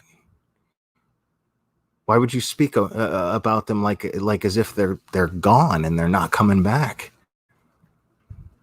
So, yeah, I find it very, very telling that she chose those words and said, you're putting things together. We're here to put things together, not to find my daughter. The only thing on this woman's mind should be, where is my daughter? Where is my 3-year-old girl? She must be so scared. I just want to make sure that she gets back to me and she's not scared anymore. That's all I want. That's what any mother would do.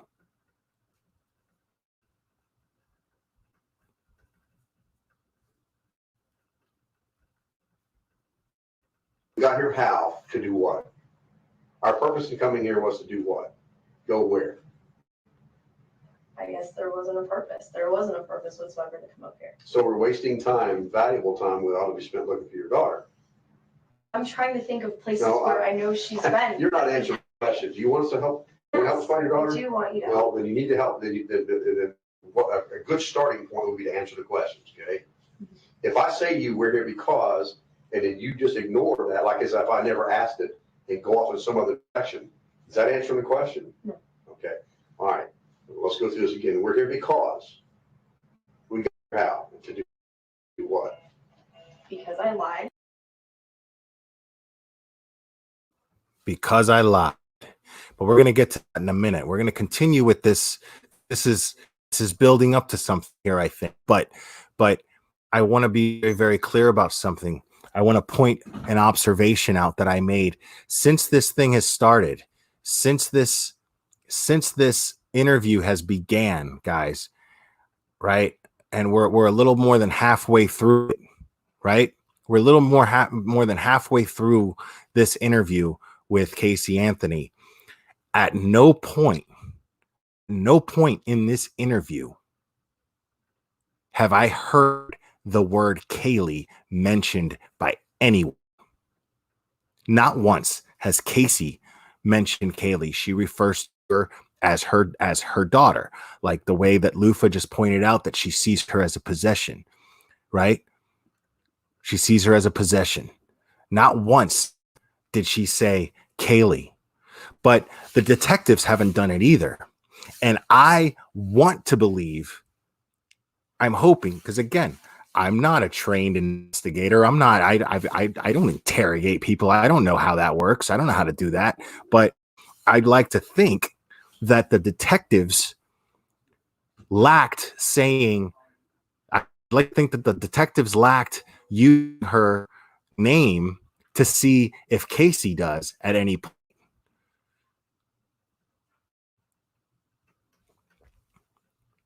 I want to see, I like to think that they are fishing to be able to point out the fact that at no point Casey corrects them and says, hey, why are you talking about my daughter like she's just something?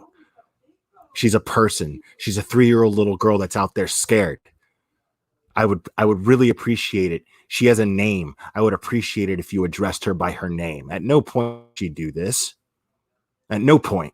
She's not even close within that vicinity of doing that.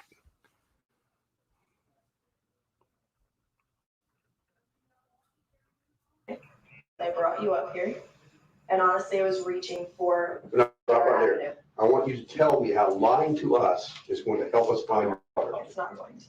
Huh? It's not going to. Well, then if the main thing you want to do is find your daughter, and you don't think lying to us is going to help us find her, why would you do that? Because I'm scared, and I know I'm running out of options. It's been a month. What are you scared of? I'm scared of seeing my daughter ever again. If you're scared of not seeing your daughter again, okay? I want you to tell me how lying to us is going to solve that problem and help find your daughter quicker. Because if that's what you want, okay, obviously you're doing things to help find your daughter, right? And I want you to tell me how lying to us is getting to that end. How is lying to us helping find your daughter faster? It isn't. Then why would you do that? But saying I don't know and telling you that I just dropped her off and that was the last time that I've seen her, even starting with that, everybody else is like, well, and what happened after that? That can't just be it. You remember the phone call you were telling us about? Mhm. Is that true? Yes. Did you actually talk, what day was it you talked? Yesterday, You remember what time of day? around noon. It was from a private number. Okay, what'd she tell you? What'd your daughter say to you? She said, hi, mommy. And that's it? And she started telling me a story, talking to me about her shoes and books. It's important that you tell me, and maybe there's something in what she said that can help us figure out where she is. What did she say? I tried to ask her what she was, and she just kept talking about the book that she's been reading. We have videos of her reading the story, and she's telling me the story. So she seemed happy and she seemed happy and fine. she fine and happy. Perfectly fine. That's super interesting right there. That's super interesting right there. Interesting to me is they're asking, what are the exact words? I mean, first of all, let's explore this for a second. This is going to take a second because let's explore this for a second. If there is, if a mother has a missing child, right, they are going to, they're the last conversation. They're discussing the last conversation that she supposedly had with Katie, right? That's what they're doing. They're discussing the last possible conversation that the last conversation that he had with Kaylee. She's saying, you know, well, she was just talking about her book. She was talking about her book, you know, the book. And they're like, well, what did she say? You know, tell me what she said about the book. That's what I would be asking. What did she say exactly about the book? You know, of course she's going to go, I don't remember exactly, but at least say, well, this. She hasn't done anything. She goes to, instead of going, when they said, what did she say? They went, she got defensive immediately. She got defensive. Not as obvious as Leticia gets. When Leticia gets it's very, very, very obvious. It's not quite, this isn't quite as obvious as Leticia. But when she got defensive here, which it was very subtle. So her defense real quick was, I've got videos of her reading this book and talking about this book. Nobody asked you about videos that you had. That's not evidence. That's not answering our question. Nobody gives a shit about that. We want to know what she said. And she's basically, I mean, they're baiting her to catch her on a lie. They want to know, they want to be certain that she's lying, and they want to be able to show her that she's lying. But at no point did she go, this is what my daughter said. This is what Kaylee said about this book. And I you know, I couldn't wait to talk to her about this book, blah, blah, blah. And this is very, very important too. This is very telling when it comes to Leticia as well. Because the similarity with Leticia, if you remember that one interview where her back is turned and you don't see her face, and that interviewer is dope, dude. First of all, like, that guy's, in my opinion, is an unsung hero in the Gannon Stauch case. Absolutely. Because he was getting her to lie. He was getting her to show her true colors and showing that she was a liar. He was very calculated how he did it. It was very, very cool. But when she was saying, you know, when Leticia was explaining how Gannon was, she was going, oh, well, you know, he's nice and he likes Sonic and this and that, but she couldn't really go into any real details about why she loves Gannon and why it's important to find him and none of that stuff. She was saying that he was, you know, she was focused on him being well behaved, which was telling in the sense that, you know, this is a woman who's focused on, this is a woman who probably feels that Gannon was not well behaved, but she knew that calling him out on being on being difficult in any way, shape, or form would make her guilty of something. She was only focused on not looking guilty, but she failed miserably at it in that one interview, much less all the other things that we know about Leticia so far. But the similarities between the two are very, very, they're very, very present. They're very, very present. There was nothing in the background. Telling you about a book, telling you seen no sign of any type of stress at all? Not at all. Great, that's wonderful. Let me ask you a question.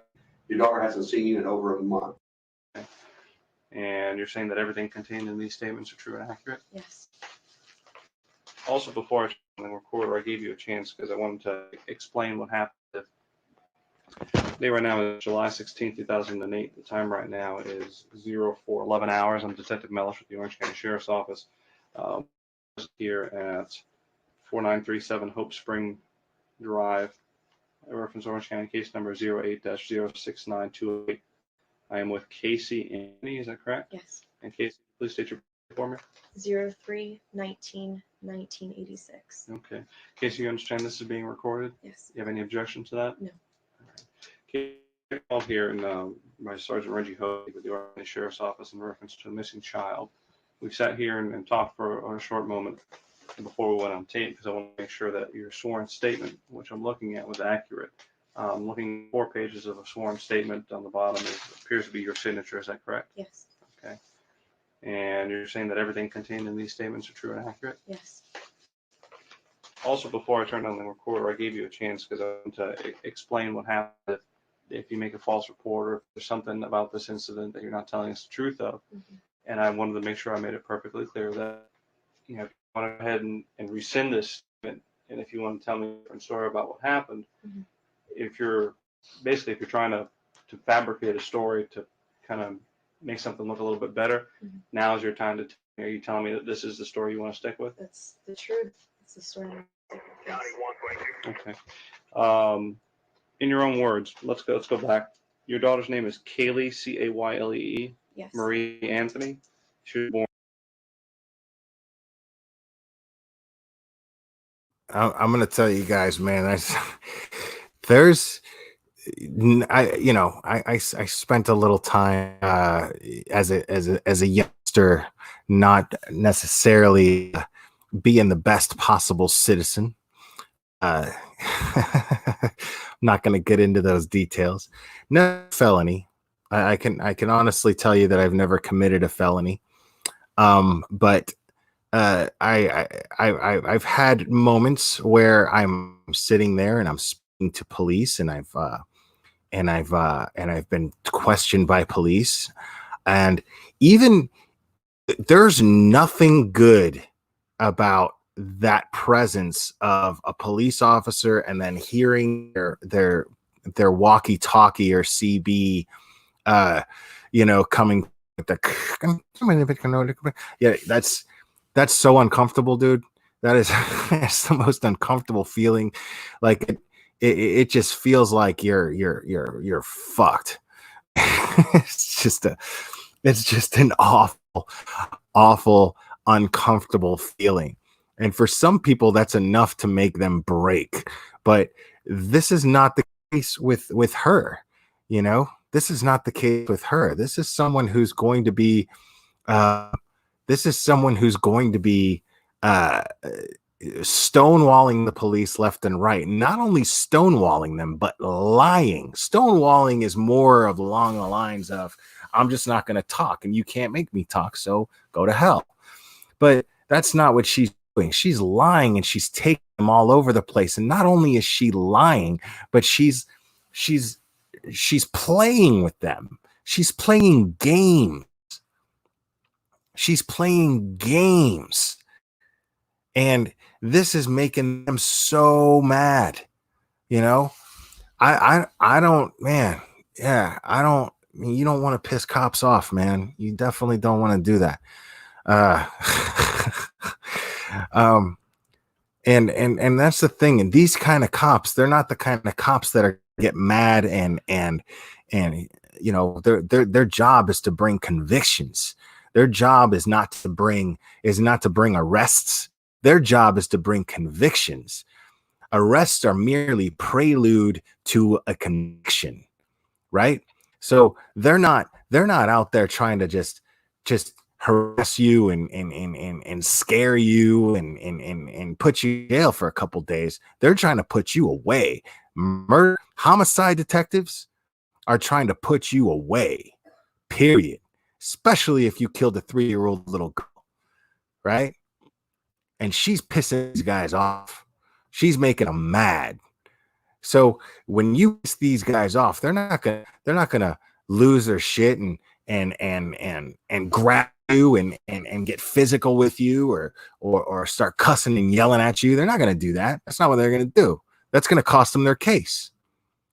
What they are gonna do, put 100% effort into getting you locked up. That's what they're gonna do. They're gonna work harder at collecting evidence. They're gonna go home and think about that case. They're gonna go home and research. They're gonna work off the clock to get you locked up.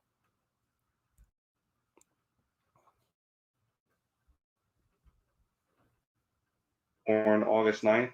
2005. Okay. And your statement back on August 9th.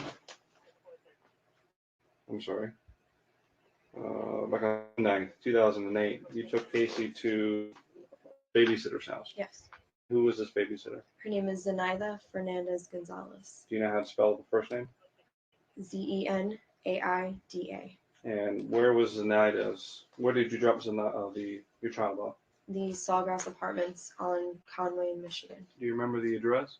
I don't remember the address. Do you remember an apartment number? 210. It's on the second floor. If you All right, Mignon. Hey, Kitty Monster. Mignon, I could see you're a little perplexed here. I could see you're a little bit confused. There's a law called double jeopardy, right? There's a law called double jeopardy. And that law dictates it's not that you can get away with murder.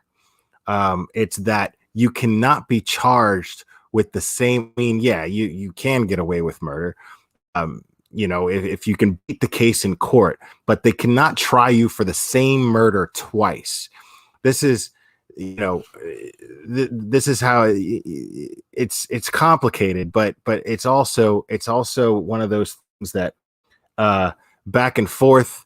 There are loopholes in the legal system, but the thing is this is for your protection as a citizen in the United States. You don't want to be, you can't be harassed by law enforcement and the law and the system. You can't be harassed. So they can't, they got one chance. You murdered somebody once, you can only murder them once. Stands to reason that you can only be tried for it once. So what happens is you got one chance. If you're law enforcement and the prosecution, you got one chance to collect all the evidence and a jury to convict this person, right? But if you beat that case, then you beat that case. It's fair. It's fair. It is what it is. She had a good lawyer. And the prosecution, it's not even that her lawyer was as good as the prosecution failed. Her lawyer was better than the prosecutor. It just boils down to that. It's just that simple.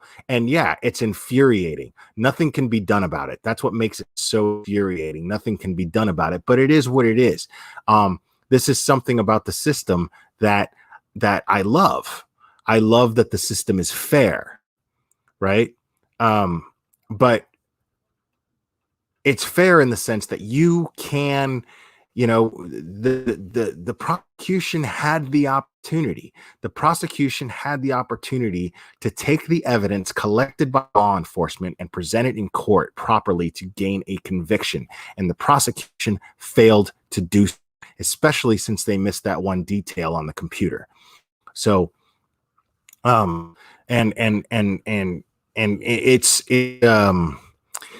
the burden of proof is on the prosecution. meaning that the defense doesn't have to prove innocence. Sometimes they do just to ensure a case, but the defense is not required to prove innocence. The prosecution is required to prove guilt. So, right. Yeah, that's it, Caleb, right there. Right there. Casey Anthony simply just had a better lawyer than the prosecution. Prosecution wasn't as good as Jose Baez, man. And you know, there's a reason why Jose Baez is the reason why people hate lawyers. He had to know she was guilty, and there's a lot of ugly going on with Jose Baez and Casey Anthony that was talked about. A whole nother thing that has nothing to do with what we're talking about here. At least I hope it doesn't end up. I hope it doesn't end up going that route, because I mean, if I had to guess, definitely Leticia Stauch is definitely the type of person that would go the route that was rumored that Casey Anthony went the route in order to pay her lawyer. That is only rumor, though. That is only rumor. I don't know, but I don't mind talking about that, because, you know, Casey Anthony can fucking eat shit and die for all I care. Fuck her. But Leticia Stauch is definitely right up that alley. But the thing is Leticia Stauch, let's face it, she's not nearly as physically attractive as Casey Anthony is. And I'm not saying that I find Casey Anthony attractive, because I do not, but I could see how people would find her attractive. I see that. I get it. But you know, Leticia Stauch, Leticia Stauch's like something I left in the toilet after I ate a very, very large, troubling Mexican meal. So I would not touch Leticia Stauch.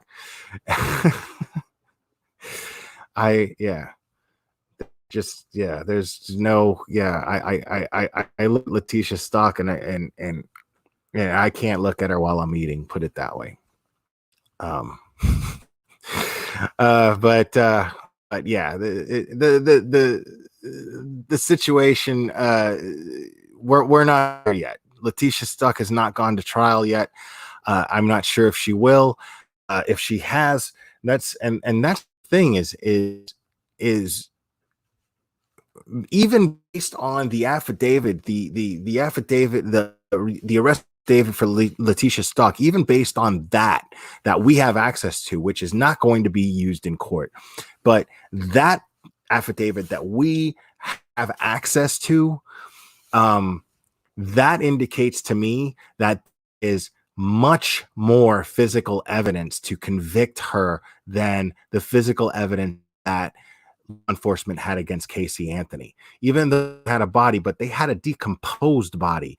They had a body that the animals probably got to, that wildlife probably got to, was located, which tainted, which definitely tainted, and you know, any the majority of evidence that they could have gotten from the body.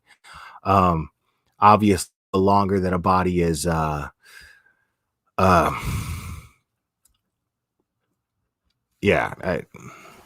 I don't even like talking about it.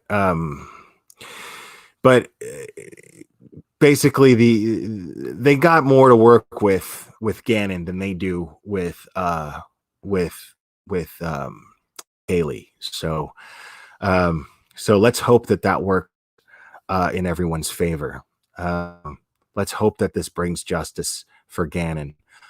Because it's going to be real. I'm going to be honest with you guys. Personally, for me, it's going to be real hard to see a Casey Anthony situation happen all over again with Leticia Stauch. It's going to be real hard, and that's when I'm going to have to really, really apply acceptance, because and that's an important thing when I talk about these principles. acceptance is a huge thing. It's a huge thing. Being aware of things that you can't change or control. Other than that, you're going to drive yourself crazy. If you focus on things that you don't have any control over, you're going to drive yourself crazy. And that's not good for anybody. So it's one of those things you're going to have to process, Casey, walking around on the street right now. It's just something we're just going to have to process and deal with, that it's a reality. She deserves to be in prison. She deserves to be locked away for the rest of her life. And that's not happening. Most importantly, Kaylee is not getting the justice that she deserves. Kaylee is just not getting the justice that she deserves. She's never going to see that justice. And that's a very, very, very sad thing. So let's just hope that doesn't happen for Gang.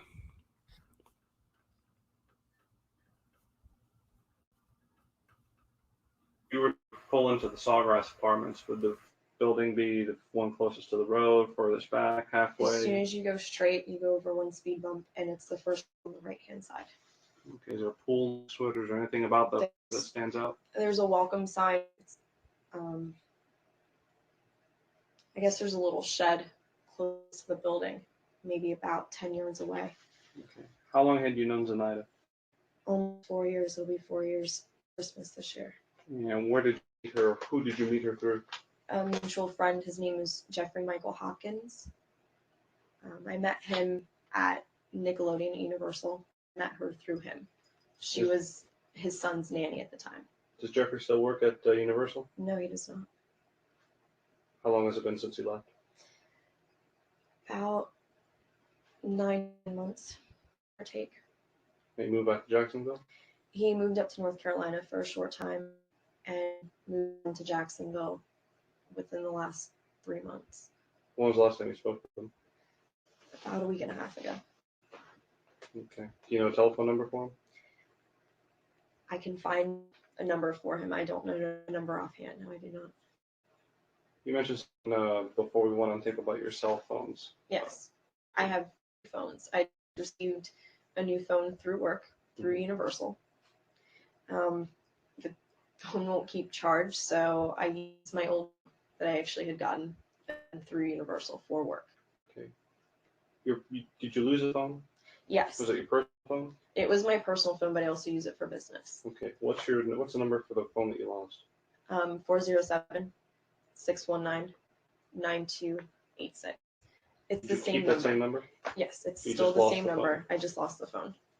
And in that phone, you're saying was a SIM card, and the SIM card had contact Actually, information? the SIM card is in my Nokia phone, but I know there's numbers saved to the cell phone itself. So if we get the actual phone, I know I have one other number for Zenaida, and probably a number for Jeff besides work numbers and. Yo, she said Nokia phone, dude. Who the yo? That's how long ago this was, dude. Like, if I see somebody with a Nokia phone, I'm just like, yo, where's the time machine? She's that's crazy. The Nokia phone.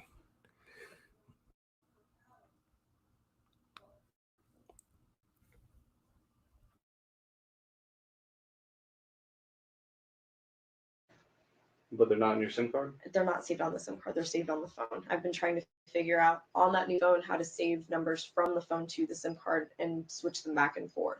So that way I have everything all in one piece.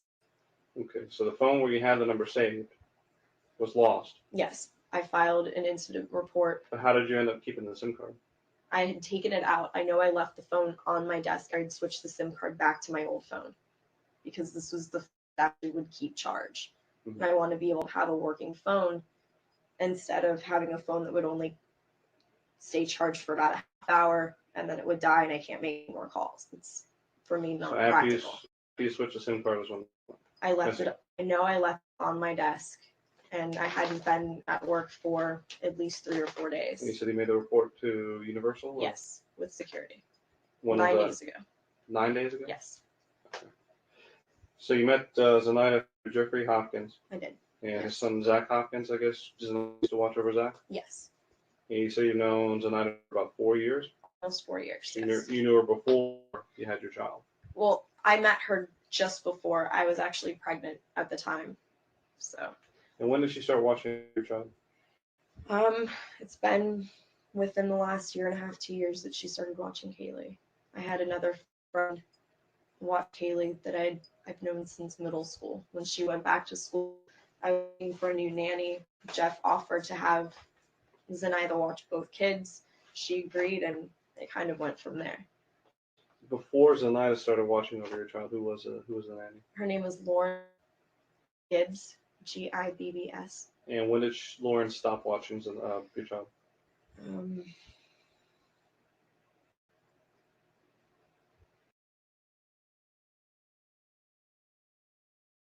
So I'm really interested, guys. I'm really interested again. I in hearing the interrogations of Leticia Stauch, because I'm dying to hear law enforcement dig into where she knows Eduardo from. Like, how does she know Eduardo? Because I know it's got to be somebody that she claims to know, right? It's not some dude. It's definitely not some dude that rolled up into her house, raped her, and was like, "Hey, my name's Eduardo." No rapist does that. No rapist says, "Hey, my name's Eduardo." Nobody does that. That's crazy to me, dude. That's so here at least Casey Anthony has an explanation as to how she knows Zanny the nanny. She has an explanation for it. She's it's clearly a lie based on what we know now, but at least she has a detailed story as to how she met this person and who she met her through. So it just so I want to know Eduardo's backstory. I gotta know Eduardo's situation. Where is this dude? Where did she meet him? How does she know him? I gotta know. I gotta know. Yeah, that is Casey. That's Casey in that picture. Is she wearing a wig? Why does she look 90? Like why does she look like uh like Vicki Lawrence in Mama's Family in that picture? Like, what is going on with this lady's face, bro? Like, I don't understand what look she's going for here, dude. Like,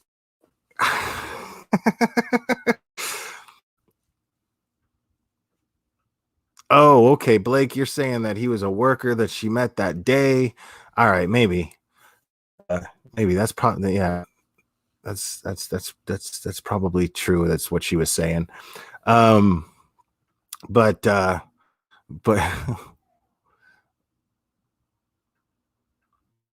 he was a Mexican hanging out in the parking lot, so okay, is she playing roles? Is that what she's doing? Is she doing a a parody of Mama's Family or something like that? I don't know. I don't know what's going on with Casey Anthony. I can't even begin to figure this woman out.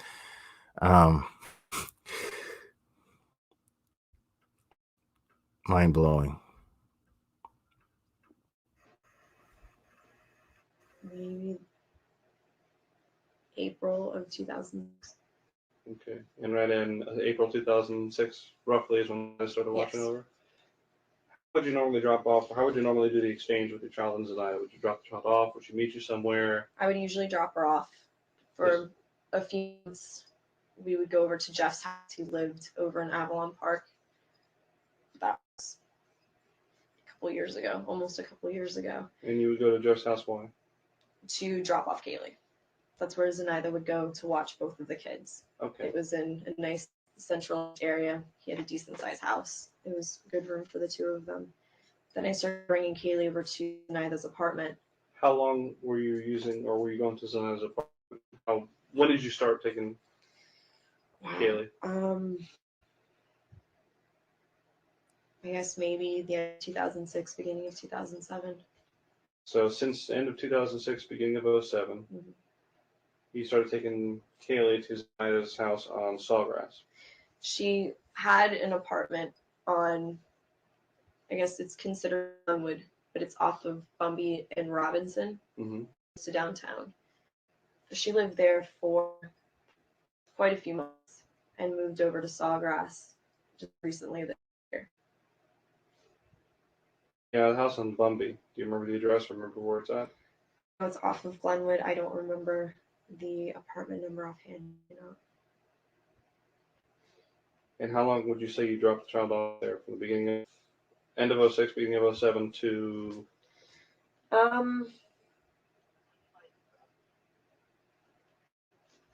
Maybe about 6-7 months, so maybe the middle of 2007. So she moved into Sawgrass in the middle of 07? She's been at that apartment in Sawgrass for about the last 3 or 4 months. She lived with her mom for a little bit. Where does her mom live? She lived off of Michigan. Do you know where the house is? It's not a very well marked neighborhood. It crosses just over Conway. It's one of the big stretches of neighborhood. Yo, she's got an answer for everything, dude. She's got an answer for everything. Like, I mean, she's just keeping up. You know what I'm saying? It's like a ping pong game. Like they serve her the little ping pong ball, man. She like she's she doesn't know how to play ping pong, but she's got reflexes. She's just getting lucky and bang, just hitting that ball real quick. She's hitting every single thing you throw at her. She's got something for it back. This is not, and you can tell by the things that she's saying. You can tell by the results that come out from these interviews, because they have her take them to these places. They have her take them to these places. She's got an answer for everything. She's got detailed answers. She's sitting there going, well, there's, it's a nice neighborhood. There's this, there's that. There's a pool over here. There's a speed bump as soon as you walk, as soon as you drive in, blah, blah, blah. She's got an answer for everything. Right? And these are probably places that she's been to, and she's using these things. She's using these places that she knows in order to sound like she's not lying. So what she's focused on right now is sounding like she's not lying and actually underestimating law enforcement, that, in the sense that she thinks they're bluffing. She thinks they're bluffing and they're not going to follow through. Thinks, well, if I don't care about my daughter this much, there's no way anybody else cares about her as much as, you know what I'm saying? She's basically not understanding, comprehending that she is a cold-blooded piece of shit. And there are people out there that simply care about the location of a 3-year-old girl. They care about whether or not she's out scared somewhere. Well, at this point, I think that they know that she's dead. They know that she's dead because when they searched Casey's car, there was a unmistakable smell of decomposition, human decomposition. Every single person, every single expert, including the defense, including the expert that the defense had, basically said that was human decomposition. Now, I'm not sure if he said it in court, but he did say it in interviews later. This gentleman actually admitted that was definitely a smell of human decomposition in the trunk of that car. Every dog that went and checked for signs of a cadaver, the dogs smelled human decomposition. And every expert, every crime scene investigator that knows the smell of human decomposition, they'll say that is an unmistakable smell. That smell, once you smell it, you never get it. It is what it is. It is human. So they know that Kaylee's dead. They know.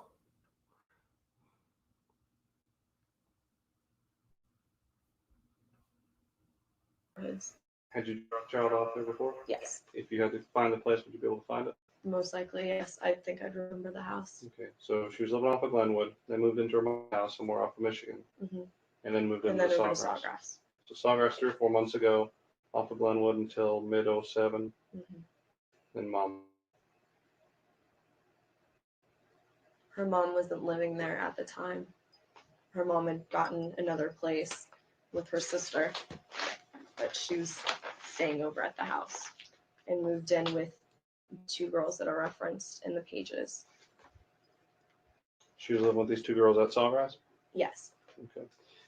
Go back to your statement. You dropped off Kaylee on June 9th, and walk me through. You dropped her off to go to work. Mhm. Okay. Get off of work and go from there.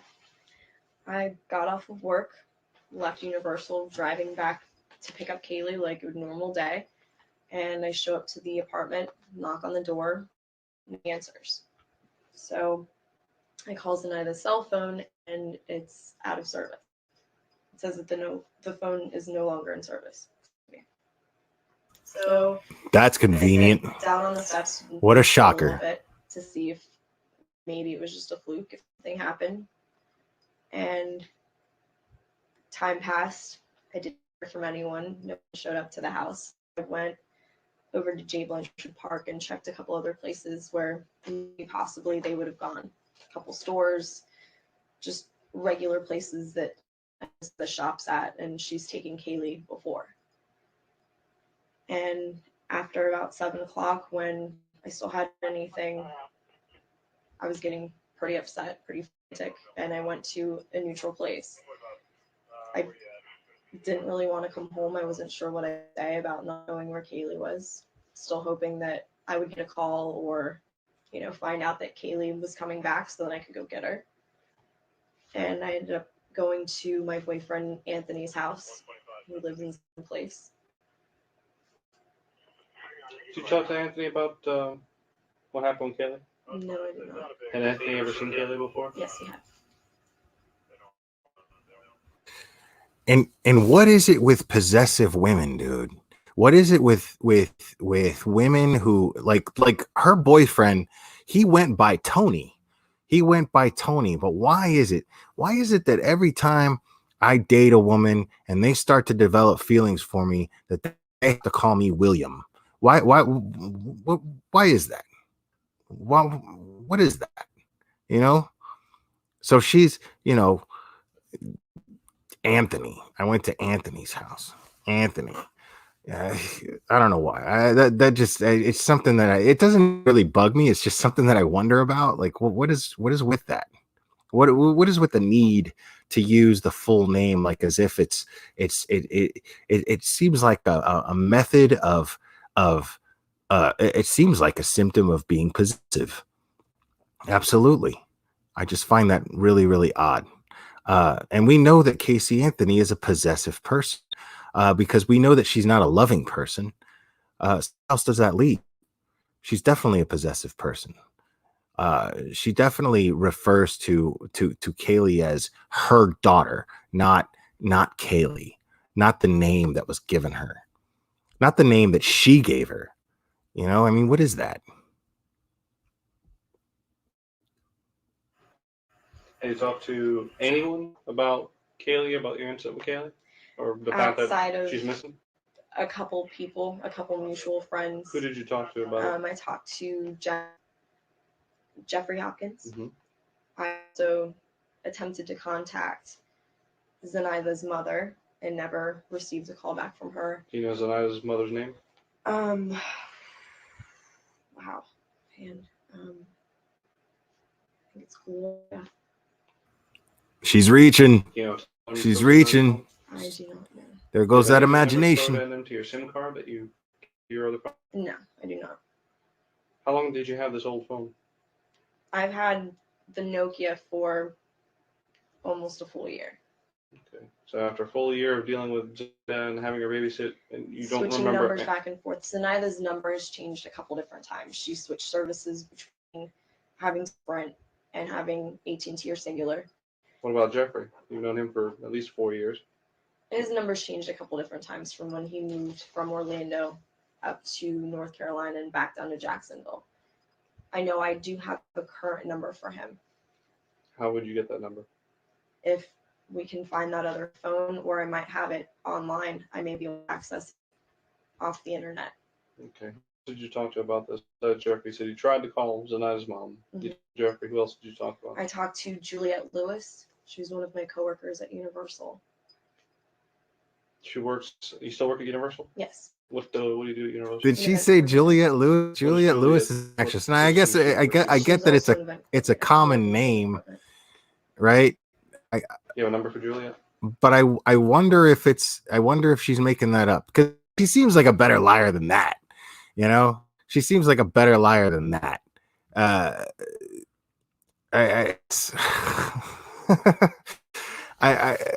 you know, so maybe there was somebody named Juliette Lewis that worked there at Universal. I mean, but come on, dude. That's an actress. And at the time, she was a very popular actress. Not so much now. Now she's focused on music, whatever. I actually saw her play live at Riot Fest in Chicago one time. Band isn't bad. She's actually a pretty good singer. But she doesn't yeah. At the time she was a big she's a movie star.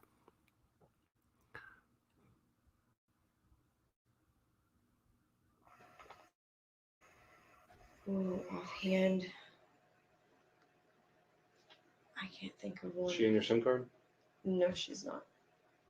Some of the more recent numbers, her number just changed because she just moved back up north. She, within the last 2 months, has finished moving up to New York. She's subleasing her apartment. So Juliette doesn't work at Universal anymore? No, she does not. When did she leave Universal? About 2 months ago.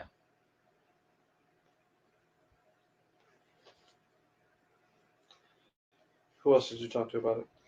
It's been within that small group. I've tried to find out just information from people, going out to different places like Fusion Ultra Lounge and a couple bars that I know and I've gone to downtown before to see if just kind of random talk, if anybody heard about my nanny or talked to her lately. Did you tell anyone specifically that Zenaida took your child? No. The only two people that I specifically told were Jeff and Juliette. And you don't have a number for Juliette? Not offhand, no, I do not. It's not on your phone. It might be online. It's definitely online. I know it's on one of our old worksheets. Her old number, which could still be active. I'm not sure if it is, but I know she does have a new number, which I just programmed in that When other was phone. when was the last time you talked to Juliette? About 3 weeks ago, shortly after this happened. You talked to her after she left. Mm-hmm.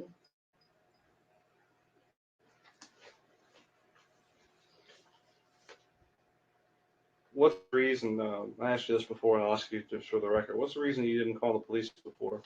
Since right now we're here because your grandparents or your parents asked you about the child, and they were concerned, didn't get an answer as to where the child was. They called the sheriff's office. Mm-hmm. Why didn't you call prior to today?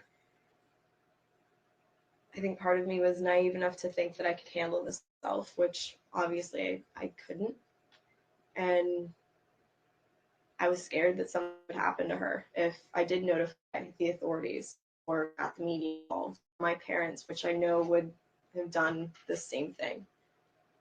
Just fear of the unknown, fear of the potential of Kaylee getting hurt, of not seeing my daughter again. I asked you this at the onset and asked you before we went on tape. I'll ask you again just to make sure we're clear. Is there anything about this story that you're telling me that isn't true? Is there anything that you want to change or divert from? You've already told. No, sir.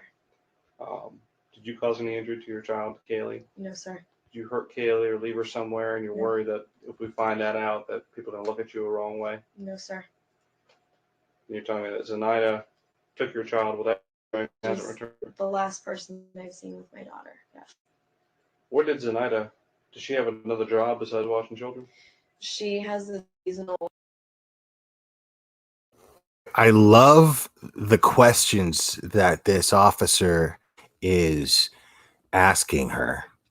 I love the questions because he's direct to the point. At this point, if I had to guess, because again, I'm not in law enforcement, I don't really know how law enforcement works and what their techniques necessarily are. I love what I'm getting at is I think that what I'm getting out of this is that this is purely for record. This is purely for record. This is going to be, these are the questions that that asking her that they plan on disproving her answers for. Do you know what happened to Kaylee? Did you do this? Did you do that? This is stuff that they've already gotten evidence saying this didn't happen. What she's saying didn't happen, and they're getting her on record lying about it. They know that she's lying. They know that she's going to continue lying. They are at a point where they are done, right? And they're right now they're collecting evidence,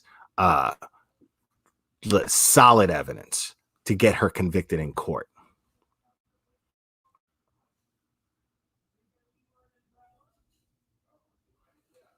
I did for Universal.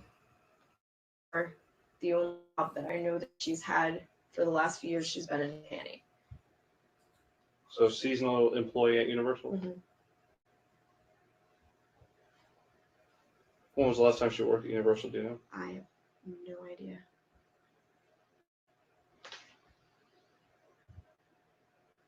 Does take any medications? She had suffer from any conditions, any medical conditions that No. we need to know? Not at all. It was brought up before about taking some money from some people, and I want to make sure I get it on tape. Do you have any problems with drugs or narcotics? No, Kaylee doesn't have any medical conditions, but I treat her for anxiety with anxiety medication. Just for the record, of course, she's not going to say that. Products, either prescription products or drugs, cocaine, ecstasy, meth, anything like that? Nothing. Have you ever been committed for suicide? Have you ever been on late side, anything like that? No. That's a fucking lie. You're going to tell me that this girl wasn't dropping X in 2008 and going to all the clubs and entering hot body contests? Get the fuck out of my face with that shit. This girl was doing, she was in Florida. She was in Orlando, Florida. I guarantee you she was doing all the X, all of it.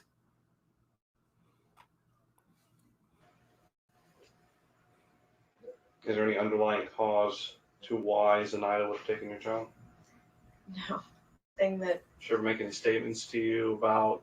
only how much she loves Kaylee and how great of a kid she is. And have you talked? And when you talked to Jeffrey afterwards, I'm assuming Jeffrey's child is still with him. His child is still with him. Okay. You said Zenaida family up in New England, up in New York, or Yes, something? she has family down south. Her mother and her sister.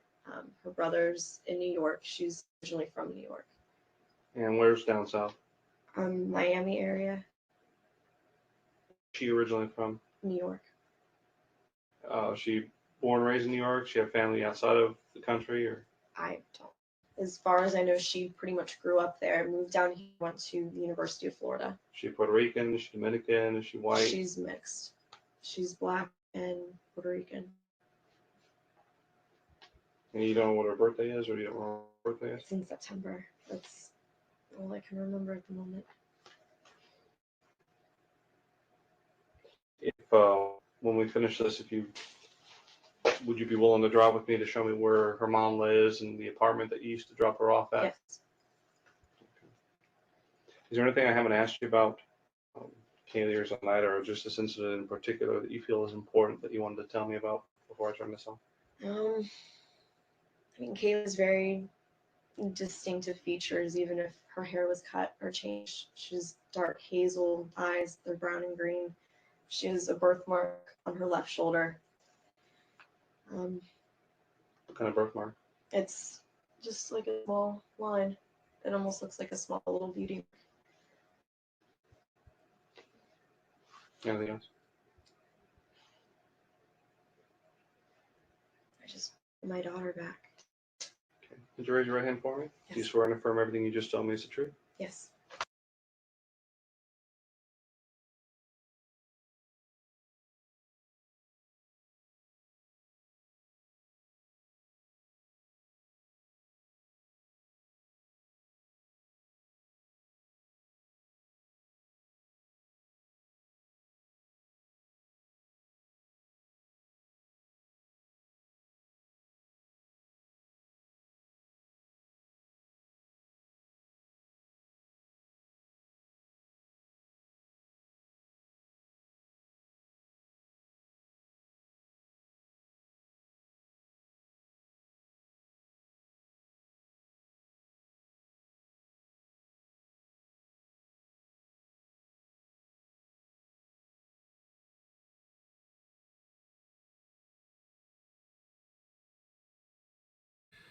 Thank you, Caleb. For those of you who are familiar with this channel already and know the purpose of me having this channel, I do talk about crime, even though I don't consider myself a true crime. I don't consider this channel a true crime channel. I focus a lot on true crime because there's a lot of things that happen in this world that are really messed up, and we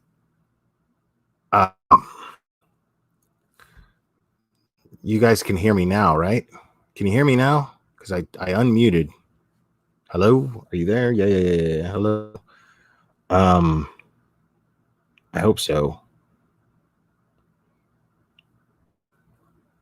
Yeah, there I am. Okay. So for those of you guys who are familiar with this channel and know the purpose of this channel and why I do it, I do have, I strong opinions on these true crime cases. It's an interest that I have. It's an interest that I share with a lot of you guys. But it's also very important that I reiterate the fact that my focus most of the time when it comes to these true crime cases is how people tend to react to these cases. And that to me is very, very, very important. And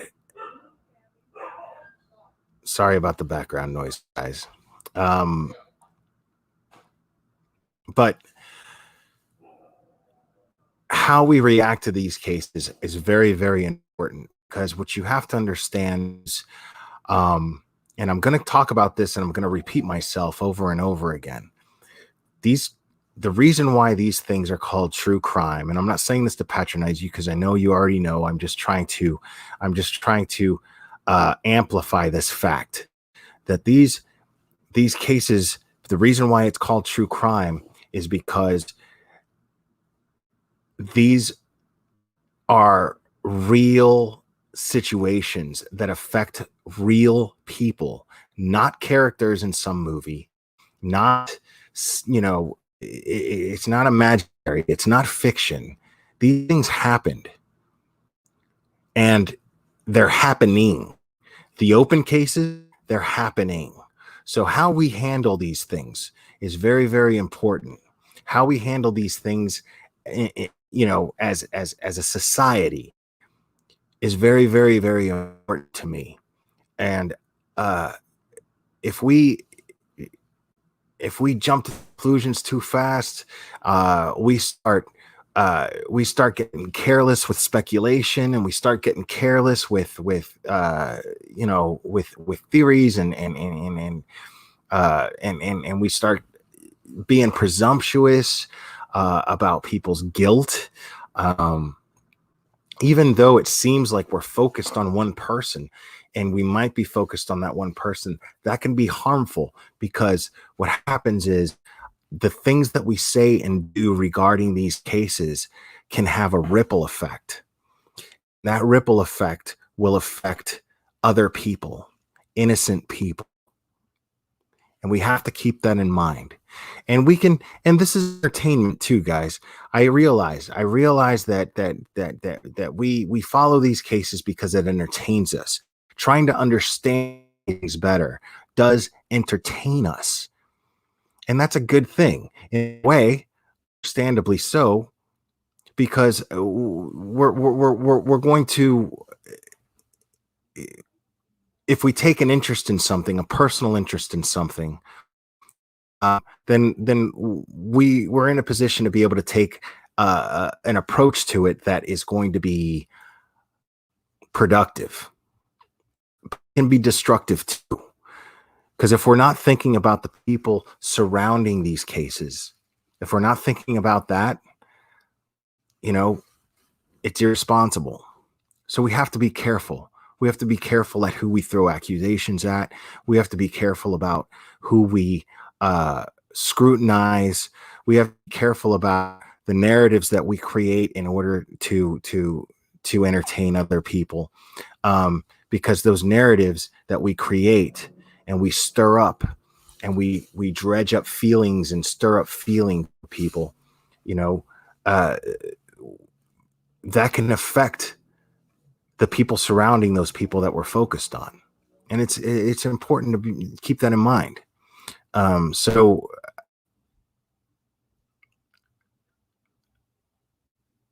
this is still an open case. The Leticia Stauch case, the Casey Anthony case is closed, right? Kaylee Anthony is not getting justice, and it's something that we do have to accept, unfortunately, and it's very, very sad. And bringing this case up again, I realize probably dredged up some feelings in people, and I apologize for that. But I think it's important to keep in mind the mistakes that were made on that end, and not play them on this end regarding the Leticia Stauch case. The Leticia Stauch case is still open. And say the Leticia Stauch case now, and I'm not forgetting the fact that Gannon is a victim. Gannon is no longer missing. Gannon is no longer with us. So now the focus is clearly on Leticia Stauch and whether or not justice will be served for Gannon. So I do not mind talking about Leticia. I do not mind talking poorly about Leticia to a degree, because at this point, feel and we agree that there's enough evidence, law enforcement has enough evidence that has shown us as a public, based on that affidavit that we do have access, that Leticia Stauch is responsible for Gannon's death. Whether she's guilty of a crime or not remains to be seen in a court of law, because the truth is, we don't know if he has any mental illnesses. I don't think so, but we don't know that. We don't know if there's a situation that we're not aware of that took place that she's going to be able to prove in court. We don't know these things. Do I think so? No, I don't think so. Do I think that everyone's right in what they're thinking right now? Absolutely. But we have to be careful as far as the timing goes. We have to be careful as far as timing goes. We have to be careful to not jump to these conclusions prematurely. And I'm always going to focus on that. And I'm always going to express these things.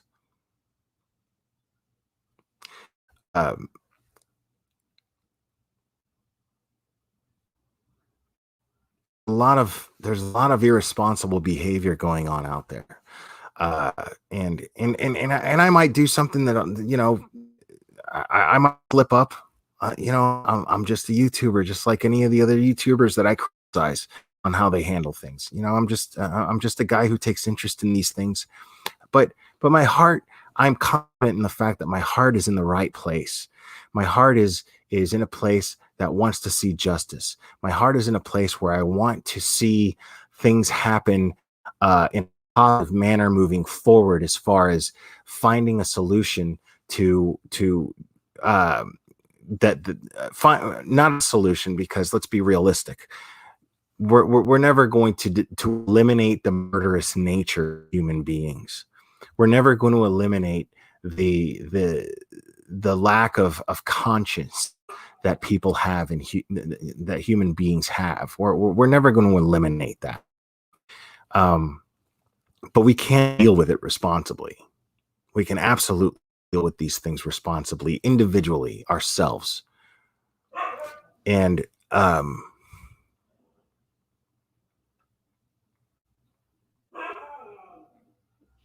it hurts my feeling a lot to know that Kaylee is never going to see justice. But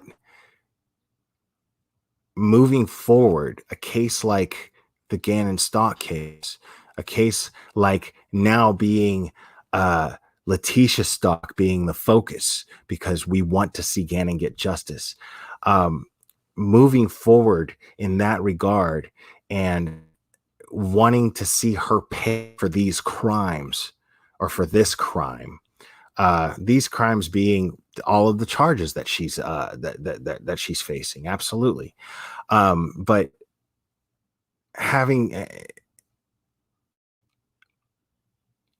really want justice, it starts from the beginning.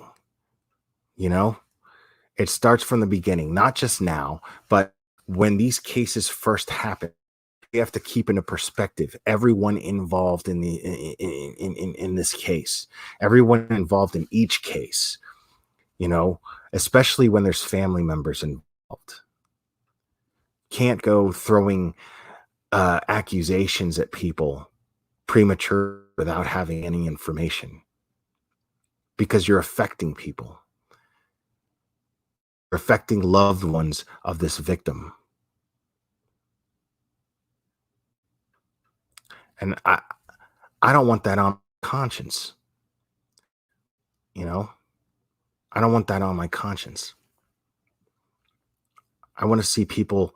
I want to see people get justice.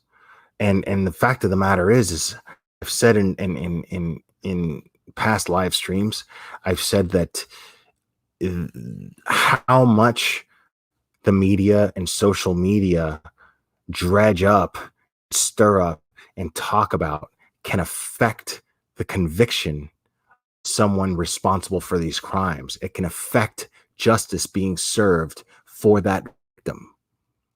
People don't pay attention to that. So I urge you to put that first before putting the priority of being entertained before. I urge you to do that.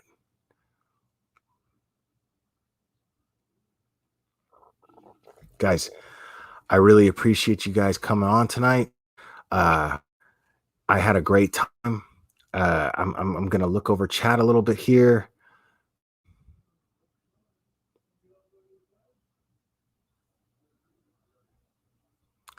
I don't know about that, Caleb. I don't know if there's a history of televised trials, but I do know that it has been made public that there is no intention of this trial being televised at all, if it even goes to trial. But I don't think that I don't even think that they're going to allow press in the courtroom.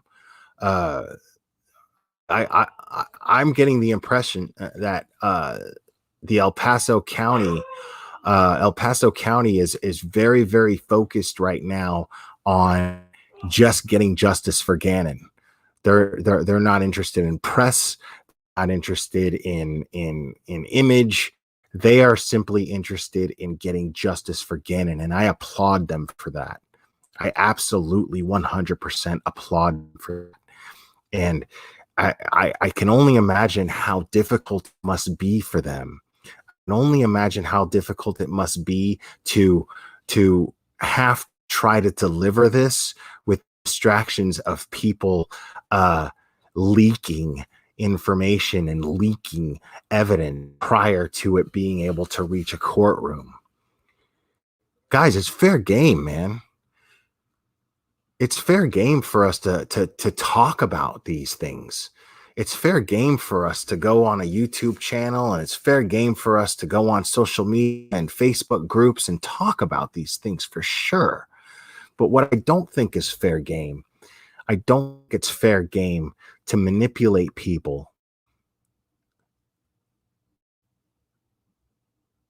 and make them believe that you actually care about victims so that they leak information to you and then you use it to get views, and you use it to get super chats, and you use it to get basically just money.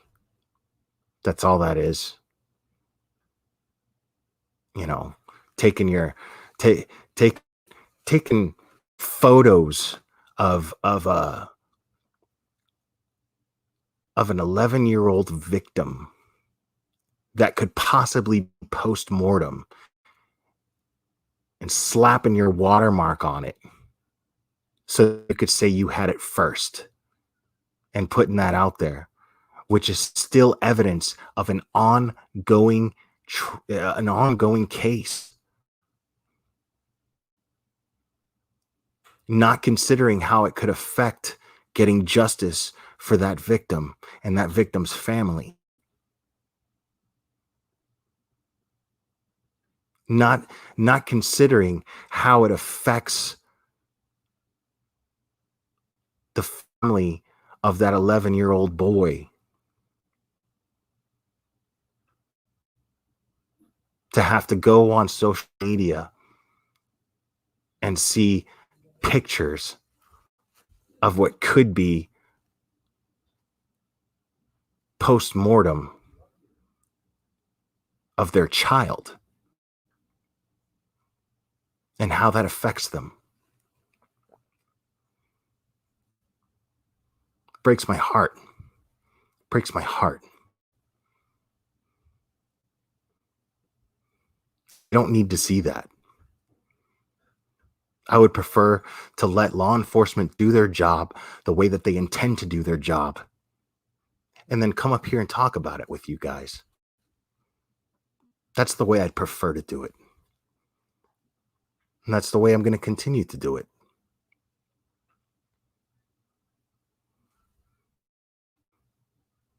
Guys, thank you so much. Thank you so much for logging on. We'll do this again very soon, my friends. All right. Take care of yourselves. Great night.